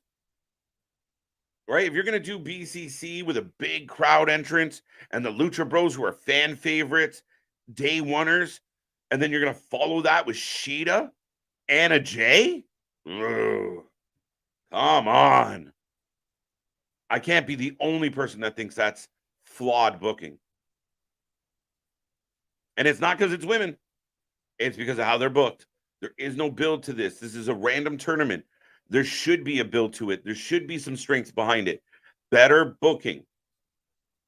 Better storytelling. That is Tony Khan's weakness as a booker. He's great at throwing two people that everybody wants to see in the ring together, or a tag team, or a trios that everyone gets excited about. Oh, shit, this is going to be cool. Booking requires you to have an angle. It requires you to get where you're going in a compelling manner. And if this company is going to get to the next level, it needs to do that. It needs to start doing that consistently. Throwing the women in back-to-back, because then Tony will say, see, You guys say I don't book it well. I gave them main events. That's like Jericho saying he put Action Andrade over. It's not true. You let him win. You didn't put him over, though. There's a difference. I want to say Lucha Bros win. Vets so far have lost. Interesting. I'm going to go BCC, Larry. Sorry. AEW Women's title eventing 2 weeks in a row. Yes, apparently. And if not, I went on a rant for no reason. And to your point, KJ, about Jade, please explain this, KJ. You are a booker and you have Jade running around with the TBS championship, nearly 60-0. How does she not have a promo with the women's championship? I said it a long time ago, JV. Completely agree with your sentiment. Once she got into like, okay, she's legitimate, she could have dissolved those belts. You could have one belt. In all due respect, I don't believe that the TBS title has any validity. Statlander, I love her, but I'd rather Statlander be fighting Toni Storm for the belt that matters, the belt that counts. That's what I want. I don't want to see Statlander with Willow taking on Diamante.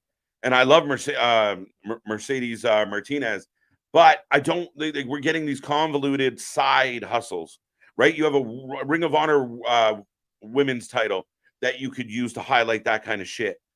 I think that Jade should have had a program with the world title, but they gave her a different title and kept her away from Britt because Britt probably would rather hold that title than go under to Jade. And I don't think Britt and Jade could have pulled off a decent match. Shida main eventing is nice, but again, Anna Jay, again, we get this storyless booking. And to me, listen, it's nothing against Shida. It's actually nothing against Anna Jay either, guys. I like both of them. I went on a big speech earlier tonight about Anna Jay's got a shit ton of potential and could use some love. But you're setting them up to follow four of the biggest names in your company and in what's going to be an all over the place chaotic match with tricks and flips and high spots and blood. And they got to come out and wrestle. I feel bad. They should have opened the second hour or be the buffer in the middle of the second hour. Put them in the first hour. Move Jericho. Let them open the fucking show. Let them open the show. I agree, KJ. AEW has 5 hours of wrestling a week. WWE, we need to at least see 5 women's matches a week. I'm with you. I can go with that. And again, with purpose. And I think when you have certain people like a Britt Baker, Toni Storm, Ruby Soho, Taya Valkyrie, you have an upper echelon of talent in your women's division. And then there's some talent there that's not quite there. Anna Jay, Penelope Ford, Willow. Oh, Spike Piledriver. And Taz says, I broke my neck on a Spike Piledriver. But Penta kicked out. So we're okay. Tag back to Cesaro. Yes, I said it. But yeah, I mean, if you highlight the top end of that division and the lower level ladies that aren't quite there yet are used as spot matches or used as squash matches to build somebody up. Wow. Phoenix ducking the Doomsday Device into a roll up, into a stomp. Nice. I like it. But again, the crowd kind of sitting on their hands, guys, a little bit quiet. But yeah, I think you highlight the key women. The Outcast stuff has been garbage. Soraya hasn't been great. Ruby hasn't been great. Tony's a star. Oh, Penta in. And yes, somebody mentioned Penta's Joker's outfit. I love it. And one of my favorite things about Penta is that he's always changing. You're always getting new looks, new vibes, but I love his Joker throwback. Didn't Benoit start? Prove me wrong. I don't know, but whatever. He's not here to argue with me. Is Kenny still running the women's division? I don't know. I don't believe so, Justin. I don't know. 2 count into a backside. 2 count again. Moxley doing that thing where he just sits and watches. I hate it. Oh, Moxie rolls into a stunner like he's Grayson Waller. What is happening? And then gets kicked in the mouth. Will he sell? A little bit of a sell. Okay. I hate when Moxie does that. Just sit there. We can see you, motherfucker. What are you doing? Thinking the women are the main eventing. Women are main eventing to make people care for Saraya challenging it all out. Perhaps, but do you? Saraya fits into the Jeff Hardy, Matt Hardy, Chris Jericho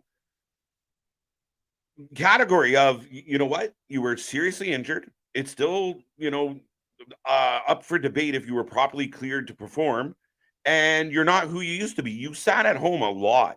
You weren't getting reps. Now you signed an AEW and you're expected to wrestle once in a while. Again, I'm not thrilled. I'd rather see Jamie Hayter, I know she's on the shelf, and Tony Storm, or Tony Storm and Ruby Soho, or Tony Storm and Taya Valkyrie. I think there's a lot better options out there than Saraya. And I get it. Well, she's from England. I don't give a fuck. So she can suck in front of the home audience? That doesn't help anybody. The women match last got the worst, weakest ratings, and that's what's going to happen. You see that drop off. You do. And this is one thing I will tell all the fans here listening tonight. For all the people that bellyache about women's wrestling and it needs to be booked better and it needs to be used better, you're right. But when they do book them, when they do have them, you got to support it. If you want to see the women's division booked better, you have to support it. And we had this revolution in women's wrestling. Wow. All right. Phoenix kicking Cesaro in the face off the slingshot as Moxley crawling back to the corner. And that's where, again, if it was a compelling story where, oh my God, Shida's been challenging the champion for months, will she win the title tonight? The ratings might stay up. But it's just, I think people tuned it out expecting her to lose and shock the world. 2 count on Lucha Bro on Penta. Oh, very interesting. I bet you at All In we're getting Jericho versus Kenny Omega. That's my guess. Ugh. The rumor was Jericho versus Ospreay. Now, if we're getting Punk versus Samoa Joe at All In, that does rule out that we're going to get. That does rule out CM FTR taking on the Elite. So we get 2 separate matches, which I prefer. But Punk's going to go after Joe. Kenny doesn't have a partner to dance with. Ospreay was rumored to fight Jericho, and I'm telling you right now, guys, if they announce Jericho versus Ospreay, I would make sure you're live on this stream and watch my fucking temples explode with frustration. I've always loved Penta's Joker gear. Love it. BCC for the win. I think I'm a little behind. Justin, thank you for being here. Thank you for joining us. Marty's Girl should debut to cause Adam. Oh, Marty's a tough one. I don't want to get into it too far, Dave, but I don't think the major companies tied to networks want to play that game. I don't believe so.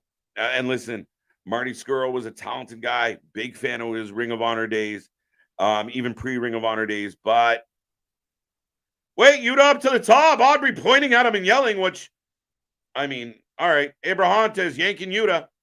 Pause. Trying to get through one show without grabbing Commander. We're that close. AEW doesn't need Gravity and Commander. We got Ray Phoenix, and that's all we need. Oh, we got to win! The BCC pick up the W. Flat pancake crowd right now. Even the fucking commentator said, I think we missed it.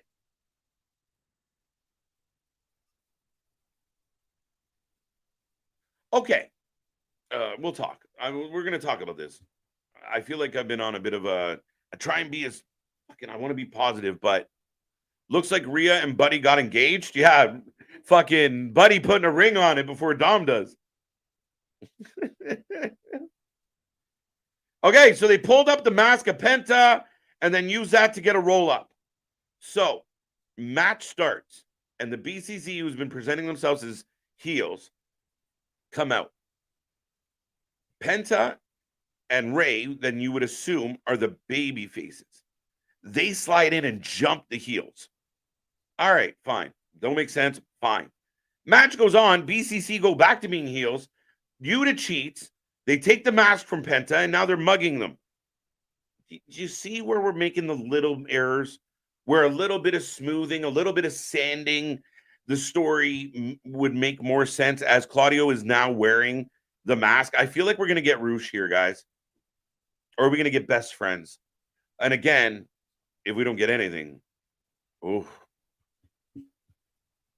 I can't stand Penta since his Impact days. Why not, Bash? I think he's awesome. His Lucha Underground days were good. His AAA days are good. His CMLL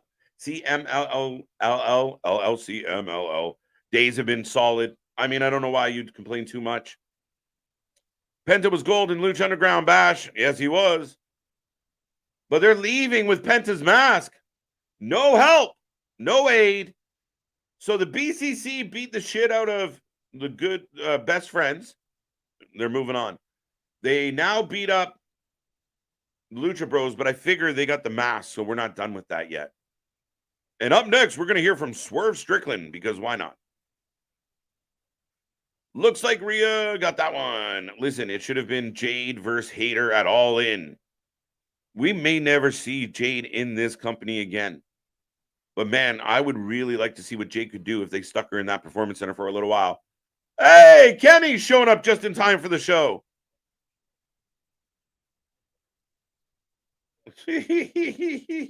Anyone else find that funny?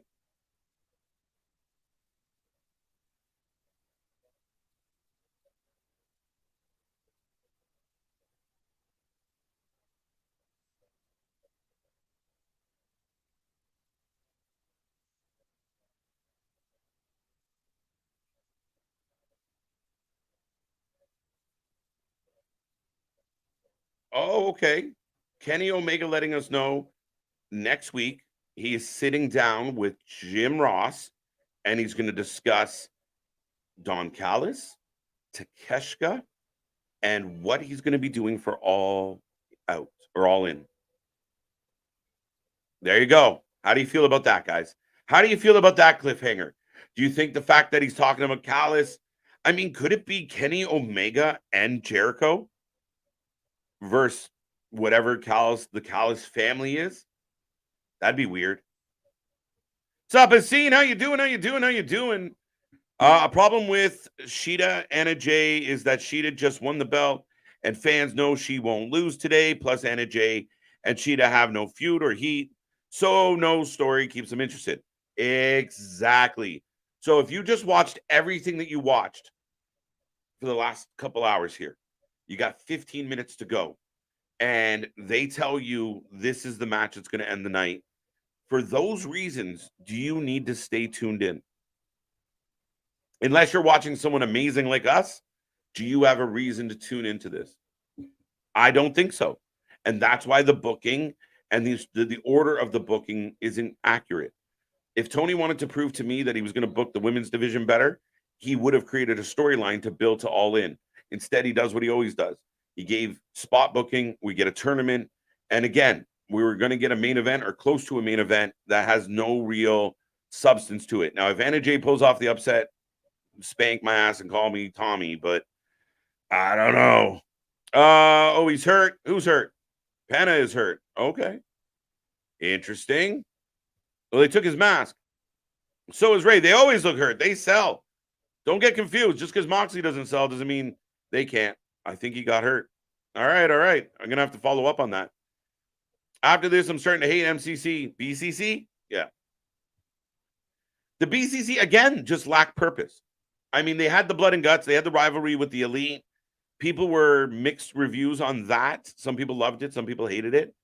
But again, no real purpose. Like I just said, they beat up one group on Friday. They beat this group up on Wednesday. We need some stories. They need some stories. Mask removed. Yep. Next week, BCC versus Penta and Phoenix for the mask. We just saw that on Collision. Don't think we should do it. Is it me or does Kenny have this look like he doesn't want to be there? I find that hard to believe after re-signing, but it's just kind of his demeanor. I think he is a very low key. Sometimes people think it's a very who gives a shit demeanor, but I think he's just a little bit of an introverted guy. I like Kenny. I wish Kenny would do more without the Elite. So if this is Kenny doing stuff without the Bucks, I think it's great for Kenny in a ladder match. Don't do it. Don't do it.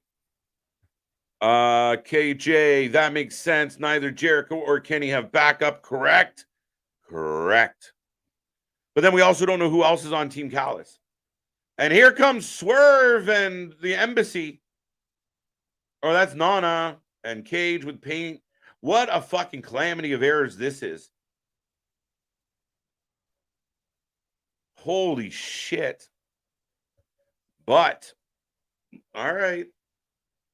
We're getting a little palate cleanser, apparently. AEW been boring today. Joe Black, welcome back. And I don't know, boring. I'm not bored, but I'm not really loving this episode. Where is Hangman Page? He goes and comes. That's the beauty of working for Tony Khan.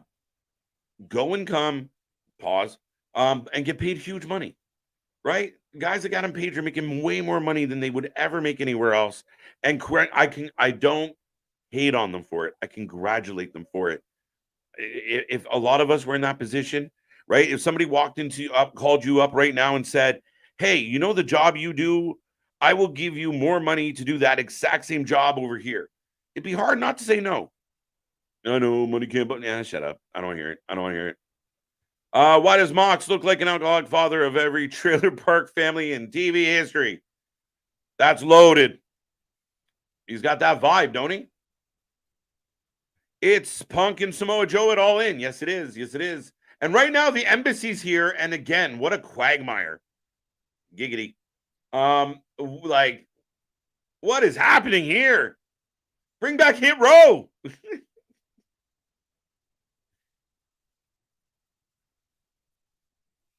The Gates of Agony. What is happening here? And why did Brian Cage start painting his face? Even Damien saying, wow, we got Damien saying BS. You know something's up.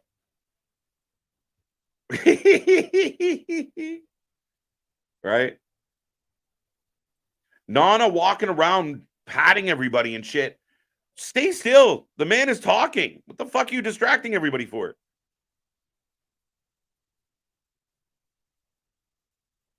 AR Fox got a mic. I like AR Fox. If this was just Swerve and AR Fox, great. Oh, now I'm fucking with shit again. And the one dude from Gates of Agony with his hand, what's his name? Just walking around and hands and don't give two shits.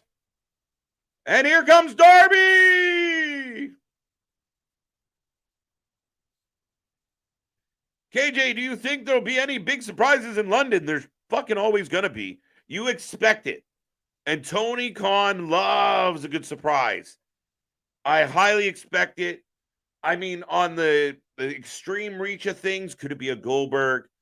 Something like that? Will there be... I mean, are there any free agents out there right now that you'd be like, oh, shit? I don't know. It might have to be more of a return. I don't know. You let me know who you think could pop up, but there's not many names floating out there that would blow your mind if they showed up.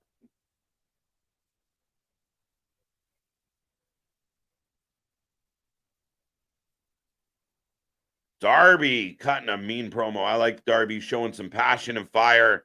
I like it. Randy Marsh. I love it. I believe that AEW women's division is about as talented as WWE's.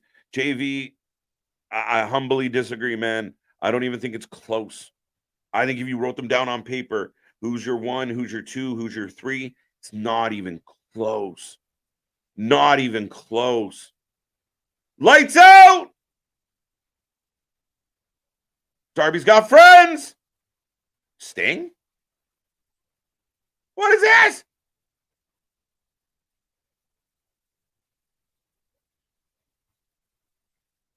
The fans got the lights on their phones, says Tony.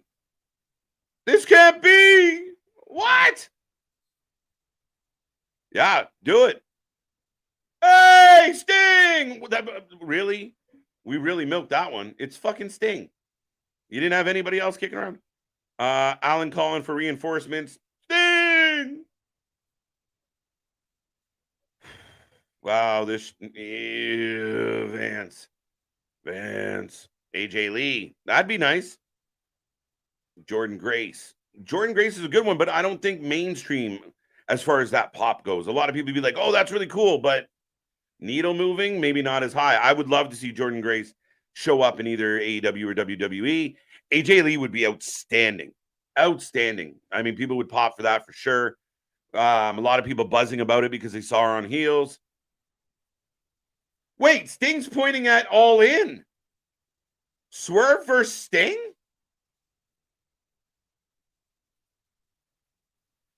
Or the Embassy versus Sting, Darby, Wayne. The crowd's going nuts. And we got to follow this with a women's match, guys. Woo!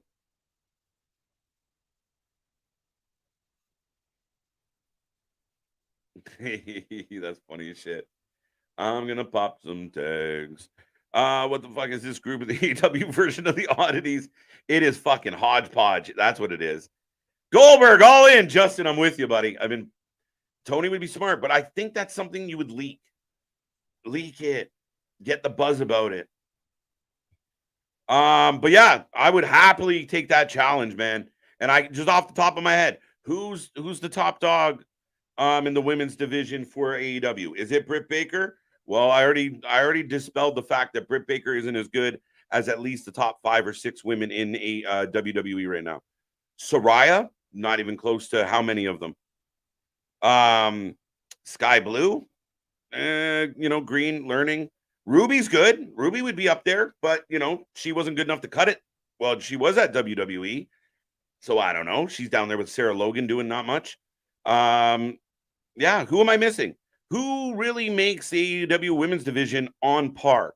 Well, that woman can go. And don't tell me Thunder Rosa or Serena Deeb, because Serena Deeb's never on the show.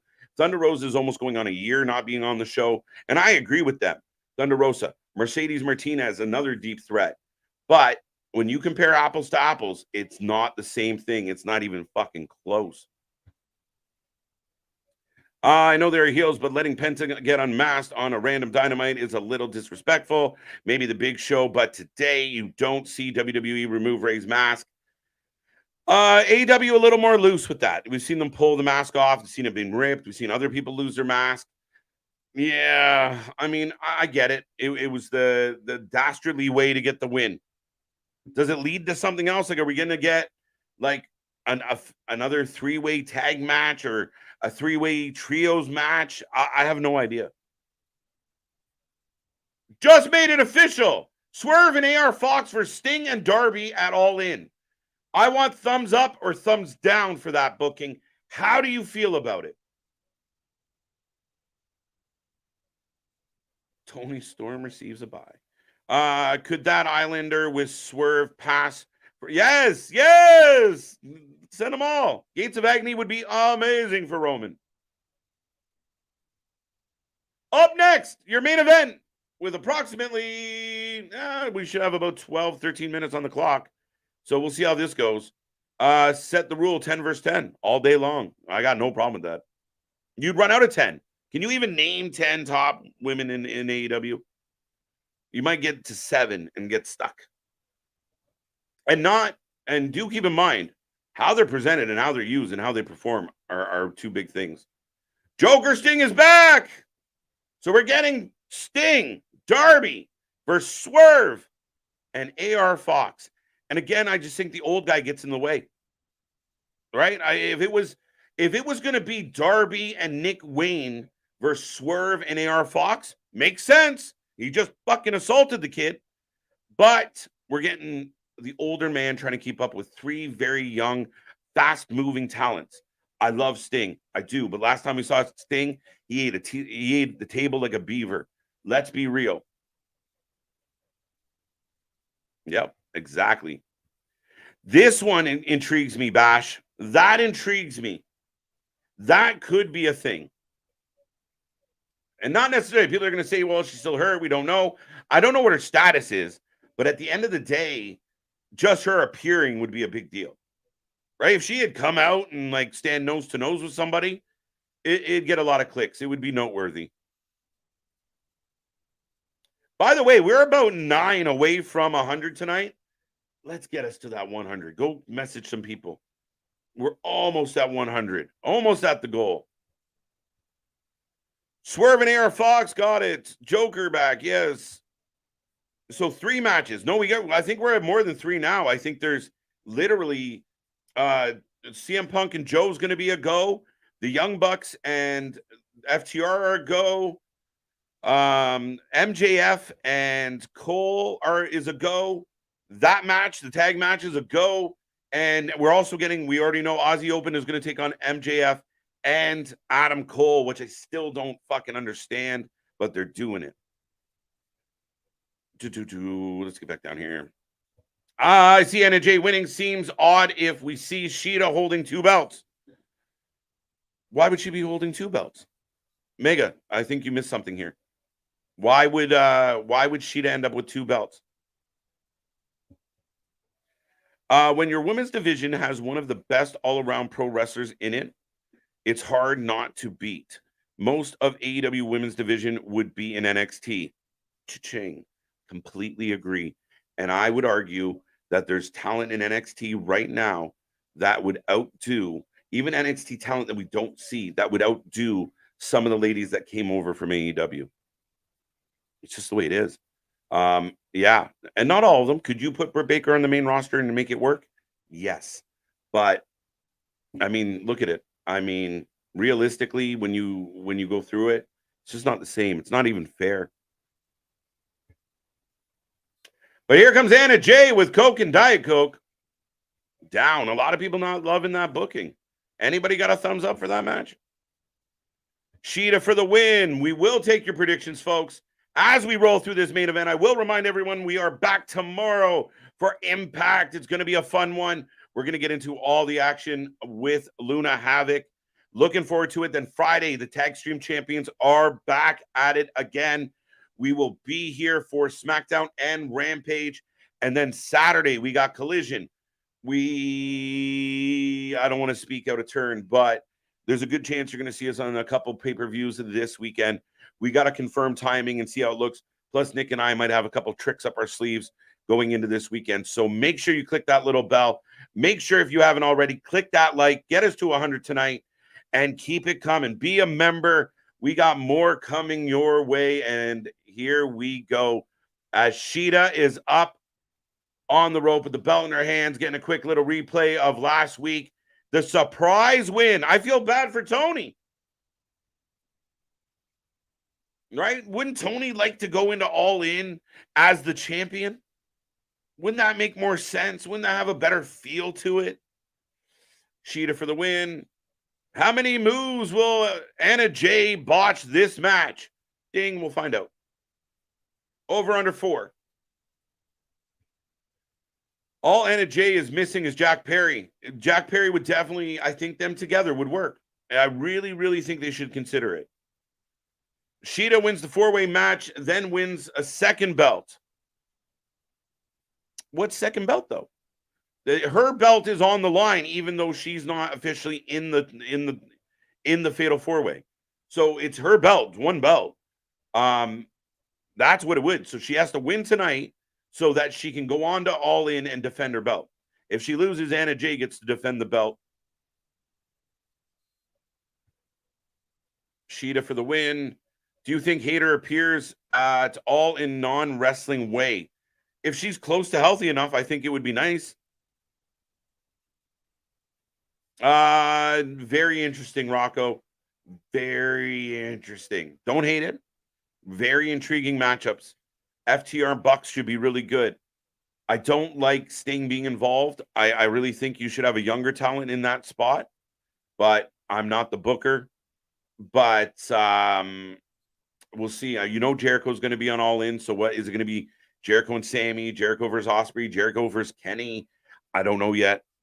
It's early. I listen. I'm super excited for All In, no matter what is on the card. I want to see that venue. I want to see 80,000 strong losing their goddamn noodles. I want to be a part of all of that. So I just hope the matches deliver. No matter what they look like on paper, I hope they deliver. Fatal 4-way for the women's title, by the way, is another match. So I think we're at 6.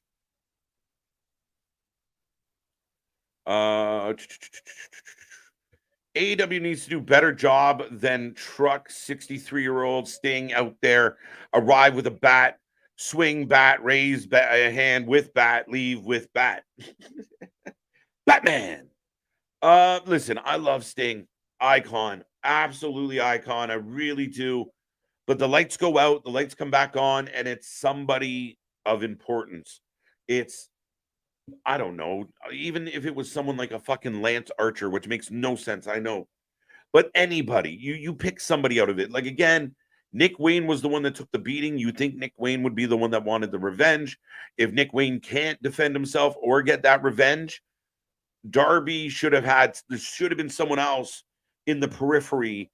Yeah, Sting can be there. Sting can come out and cheer on his little buddy. But, 54-year-old Sting being involved in this match, it hurts the match. I'd rather see 4 really young, up-and-coming talents burn the building down. Does it feel like AEW only has stories for the women if involved, the AEW or TBS titles? No, I think, Richard, for me, a little bit of story with the Outcast shit once in a while. The Brit, we had the Brit and Hater storyline that had written itself. I truly feel like, if I'm being honest, I feel like Britt didn't want to go under, and she was the star of Jamie Hayter's title run, which was unfortunate for Jamie Hayter.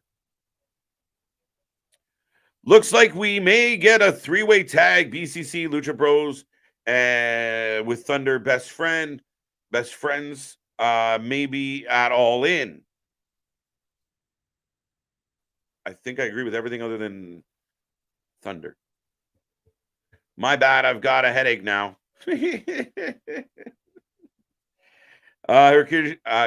Shida and Anna Jay for the AEW Women's Championship. It is on. I am pitcher in pitcher. And right now, Anna Jay is in control of Shida. And it looks like Coke is giving her a hard time. I think Saraya does win at All In, as it will be a fatal 4-way, which will hide her wrestling limitations and ring rust. Oh, that hurts me. That hurts me to think about. Because you know what happens, Richard? You come back from All In, and she still has to fight. She still has to defend that title. And again, will you take the moment over your long-term booking? Well, if you don't have long-term booking, then maybe. See what I'm saying? Have Sasha walk up to Saraya at Wembley. Works for me. Absolutely. Be very interesting. What the fuck is going on with Archer? They don't use him proper. I don't know, guys. I know he's in New Japan doing some stuff.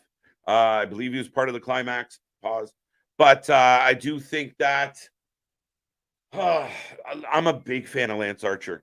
And again, I do feel like some people feel the bigger wrestlers don't get as much love, or they don't really know what to do with the bigger wrestlers at times. And I think he's a byproduct of that. That's all a shame. I like him. Doesn't matter. And Jay for the win. There you go. My top 5 would be Storm, Hater, Taya, Soho, and Athena. And you can interchange Sarah, Stock, Paige, and Deeb as your vets. Sky Blue, Nightingale, Britt. Thank you. JV, you effectively proved my point in writing. That is wonderful. Because how are we going to compare Sky Blue to Becky Lynch? How are we going to compare Willow Nightingale to any one of the women that we consistently see on WWE? How are we going to compare? Shida's good. I think Shida's got a lot of upside. But you're looking at best. Sky Blue's like Cora Jade. A Paige, is past her prime. Deeb is outstanding, but doesn't get used and is a little bit older. She'd kind of be in that realm where she could be on the main roster doing something kind of like an Ivory. But yeah, and I mean, that's your future if you're developing it. If you're developing it and doing something with it, that's your future. But you got to do that. You got to get it there. 4 years removed, how much development have we seen? Has people like Britt gotten worse in 4 years? Let's be real. Let's talk about it. And Athena didn't make it in WWE. Let her go. She all right. She go back to NXT. Athena should be on Dynamite and not solely on Ring of Honor star. She's probably the best women's wrestler they have. She's one of the better ones. Absolutely, Richard. And she's a hard hitter. She's talented. They could use her on Dynamite. They absolutely could. Yo, her and Kiera Hogan. Did anybody catch the match between Athena and Kiera Hogan? They absolutely tore it down. Kiera Hogan's another one. Underutilized.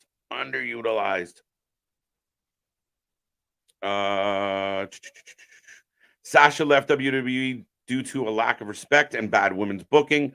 Won't it be the same in AEW? Yeah, I don't know if she'll stay. I mean, again, the thing with signing Sasha is she'd come in and with demands. And if they could properly book her. But I think if you're on the inside, you know what you're getting. You know what you're dealing with. So, again, if you're getting a truckload of money, you might change your mind. If you feel like they're going to highlight you over everybody else, you might change your mind.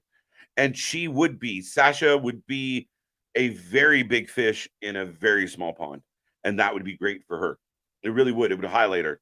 Going back to JV's argument about the women's division, Sasha Banks is not one of the best women in WWE. One of the reasons why Sasha Banks was mad and felt disrespected was she's in the tag team division for two manias in a row where she got really upset.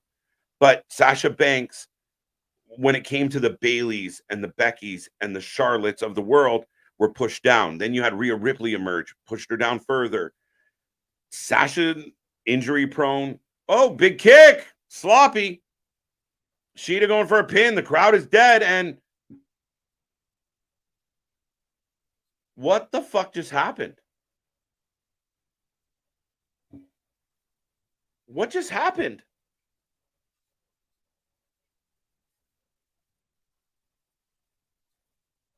What was that? Cake City time. Kiera Hogan should have went to NXT. Kiera Hogan was better off staying in Impact and being women's knockout tag champions. They were great together. I'm coming, Wembley, says Hikaru Shida. Oh my God. Anybody understand what happened with Menard there? But that was, again, anybody let me know. Was that a good match? It was an okay match. Flat ending. Most of the people in the background are booing. Shida is your babyface champion. And if you look off the hard cam right now, there's people booing. That's crazy, folks. That's crazy to me. Yeah, I expected way more, to be honest. That should have not been your main event. Again, and it feels like they ended early. I don't know what that was with Matt Menard. Did anyone catch that? Or he's trying to, or Cool Hand Luke, sorry, not the other one. He grabbed her hand, or I don't know, was he like, I don't know. Really flat ending, unfortunate. Wow. But folks, that concludes our AEW Dynamite tonight. As always, if you're still watching, we will take a rating out of 10. You let us know, how did you feel about Dynamite? What could have been better? What could have been worse? You let me know. What stood out for you? So close. Not really. Shida retains. As you could imagine, that was such a flat ending to that. Oh, unfortunate. That ending felt rushed. Maybe they knew they were over time, but man, that felt flat. Could that have been the issue, that they were up against it? Maybe. What does this say? You have no developmental. B. A, you have no developmental. B, you have a tremendous bench, which includes Jade. Not really. Hogan, Mickey James. If you sign her. Well, now we're going with what ifs. Yeah, they'd have a fucking amazing roster if they signed all of Impact. You threw in Peraza there. What if Peraza goes to WWE? What if Jade goes to WWE? What if Mickie James goes to WWE? I mean, now we're playing what if games. So that to me is a tough one. You do need a developmental, and I would love to see Thunder Rosa get healthy enough to get back. I love Thunder Rosa. I felt so bad that she took the heat that she did from the AEW locker room, who seemed to, band together and go after her. Kind of similar to something we recently saw, but I don't want to say, if the shoe fits, if the wolf pack barks. 5 out of 10 Dynamite main event ruined it for me. It was ruined before that for me tonight. There's a solid foundation. There's horrible booking. Yeah, but I even think just and JV, I know we're going back and forth a lot on this. As they stand right now, talent level wise, they're just not there for that reason. They haven't been developed. They haven't got the reps. They're not as crisp. They're not as clean. You watch that Shida match that we just got in a main event spot. If that match was a list of women on the WWE, it would have been way better, way cleaner, way less sloppy. It would have felt better. And it's just, they don't have it. Putting them in the main event, when they say book the women's division better, putting them in the main event is the complete opposite of what the fans are requesting. Tony just doesn't know any better. He's inexperienced. I think Diet Coke was supposed to put Anna Jay hand on the rope. Yeah, that's what it felt like. Like, he reached out to do it, like, oh shit, but then the ref was like, no, we got to call it. Like, I don't know. It was really weird. Sloppy jalopy. 7.5 out of 10. Bobby liked it. Wow, okay. 5 out of 10. 4 out of 10. There was more action at the trampoline park than in the main event. Ding, James, love it. True story. That show was less than mid, Joe. It wasn't a good one, buddy. It was not a good one. And I know the diehards are going to jump on their microphones and review AEW like, oh, not bad, not bad, not bad, not bad. Bullshit. Be honest. And that's one thing we always do here, whether it's Nick or Luna or I, we shoot from the hip. And if it's bad, it's bad. If it's good, you'll hear us say it. 5 out of 10. 5 out of 10 Dynamite just lacked excitement. In this episode, the main event didn't feel like it deserved it. It didn't. That's why. The reason, use that excuse of those two women, is the forbidden door. All right. Moving on, JV. Thank you. We'll reconvene some other time. 3 out of 10. 5 out of 10. AEW needs to do better. Ding. I like it. You know what? I'm going to go there, and I'll give it a 5. I was half tempted to give it a 4. I'll say there was enough there to give them just a 50, right? That gratuitous, will give you a 50 just to pass you on, and I don't have to put up with you next year. Yeah, you know what? This show just missed the mark in a lot of places for me. The opening of the show sucked. The ending of the show sucked. That's a bad start, right? Like, if we're going to break this down, if even again, you can go take the guy with his fucking digital fantasy car that drives into his show and tells you how amazing AEW is and how shit WWE is. You can go listen to him right now and he'll tell everybody, oh, no, it was good. That opening segment was fucking garbage.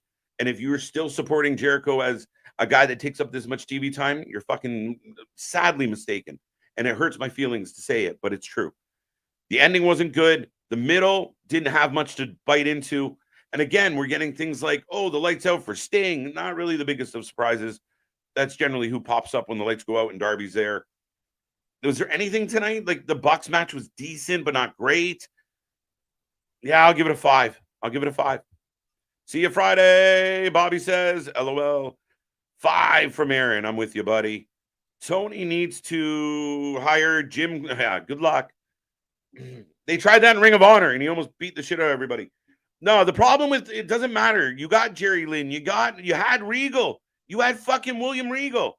The problem is there's a contingent in AEW that doesn't want to listen to anybody but the group. And the silo effect is killing them in that regard. And nights like tonight, to me, if you're sitting down in a room with like a JR, a Jerry Lynn, a William Regal, and they say, like, maybe we shouldn't use Jericho as much, Tony wouldn't have it. Tony was mad that one of Jericho's matches didn't get 5 stars. And now you see why the Commander Jericho match got 5 stars. Because Uncle Dave was so fucking terrified to upset fucking the Golden Boy and Tony again. Oh, Jericho touched the mat. 5 stars. 5-star promo tonight. 5-star participation. Because, I'll be mad if you don't. Fuck off. It's not good. Yeah, but that's the problem. Even if you took a Jim Cornette and he said some of the shit, and I don't agree with all that Jim says. Sometimes I feel like there are things that just zoom by Jim and he doesn't catch it, and that's where Brian kind of helps him. But they don't want to listen. They don't want to hear that shit. They don't want to hear, hey, do this instead, or maybe this is better. You see them constantly on social media picking fights or getting in fights. Oh, you don't know what you're talking about, or that's horse shit, or this. No.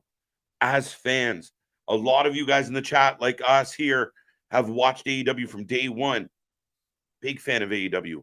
The only reason why I'm on YouTube talking about wrestling is because of the onset of AEW. But tonight wasn't a good show. And as an AEW fan, I'm willing to say that out loud. And you know what? I'll be back next week hoping they do better. But tonight sucked. It fucking sucked. 4.5 out of 10, 6 out of 10, 3 out of 10. Y'all making me want to lower my fucking number. 5 out of 10. Dynamite just lacked. I got that one. The worst Dynamite of the year. Whoa, Damien going big. I like it. I don't know. I can't compile that right now, Damien, but it was one of my least favorite. I'll give you that for sure.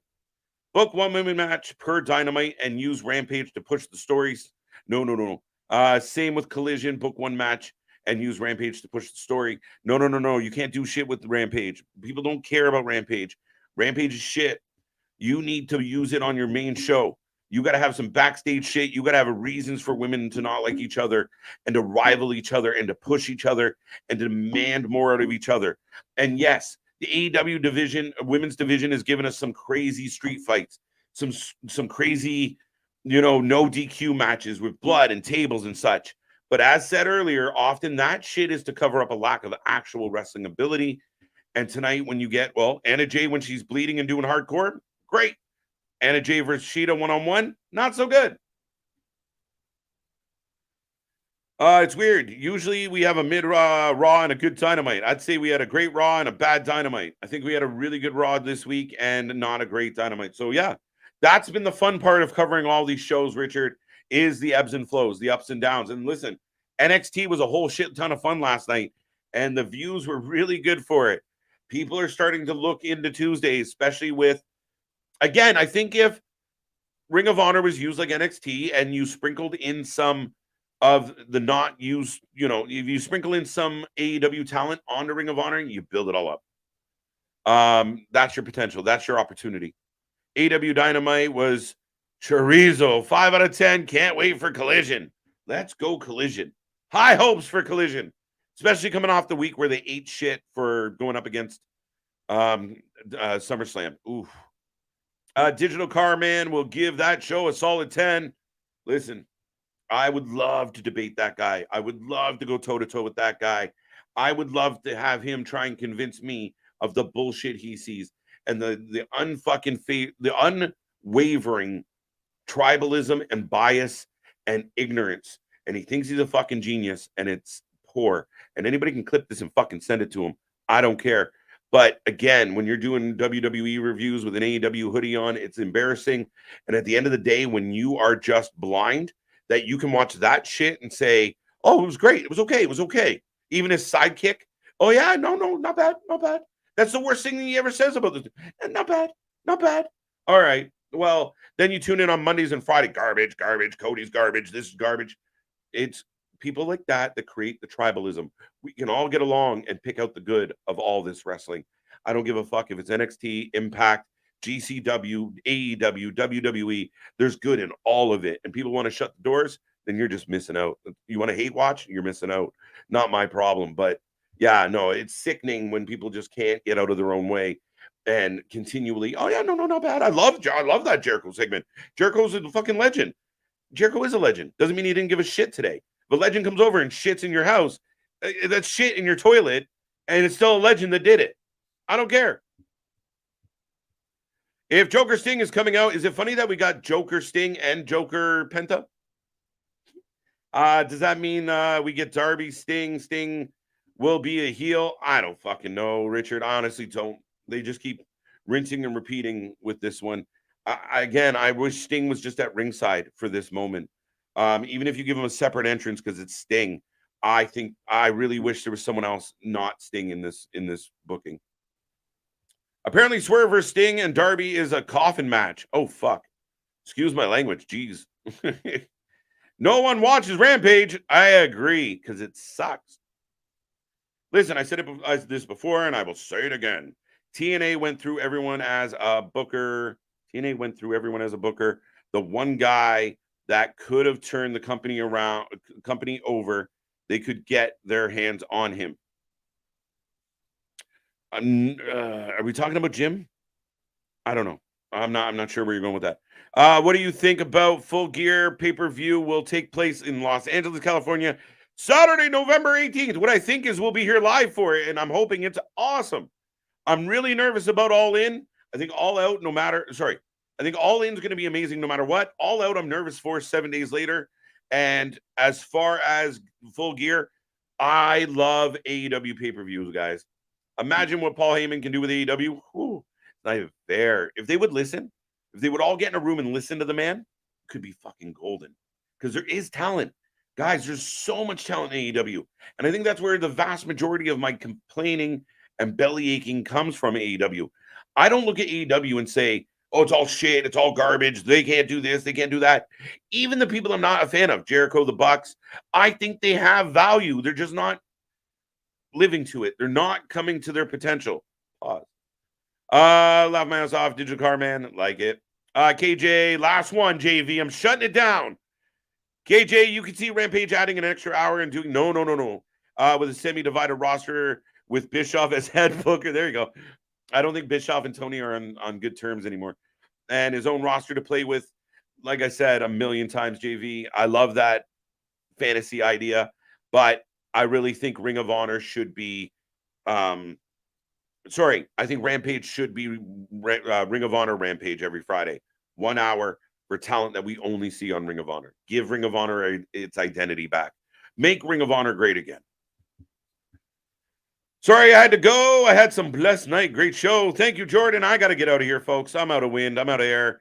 How does Ospreay fit into All In? Right now, there isn't a story. No, we're just going to get a random booking. Someone's going to say, I want to fight that guy. That's it. Could it be that Kenny challenges Ospreay? Then Ospreay is another one of the Callis family. Remains to be seen, Richard. Remains to be seen.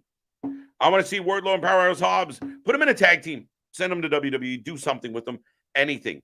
Those are two guys that got themselves over and then got themselves cooled off. Make Ring of Honor great again. There you go.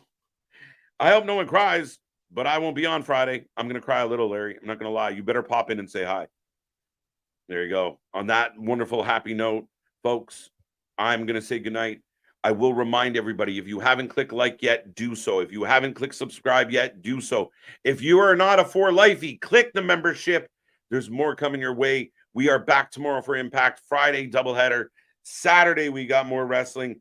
And we don't stop. We truly are the channel that watches more live wrestling than anyone else out there. We appreciate every second you spend with us. Have a wonderful night. Come back tomorrow. Don't miss out. And until then, see you on the flip side, folks. Bye.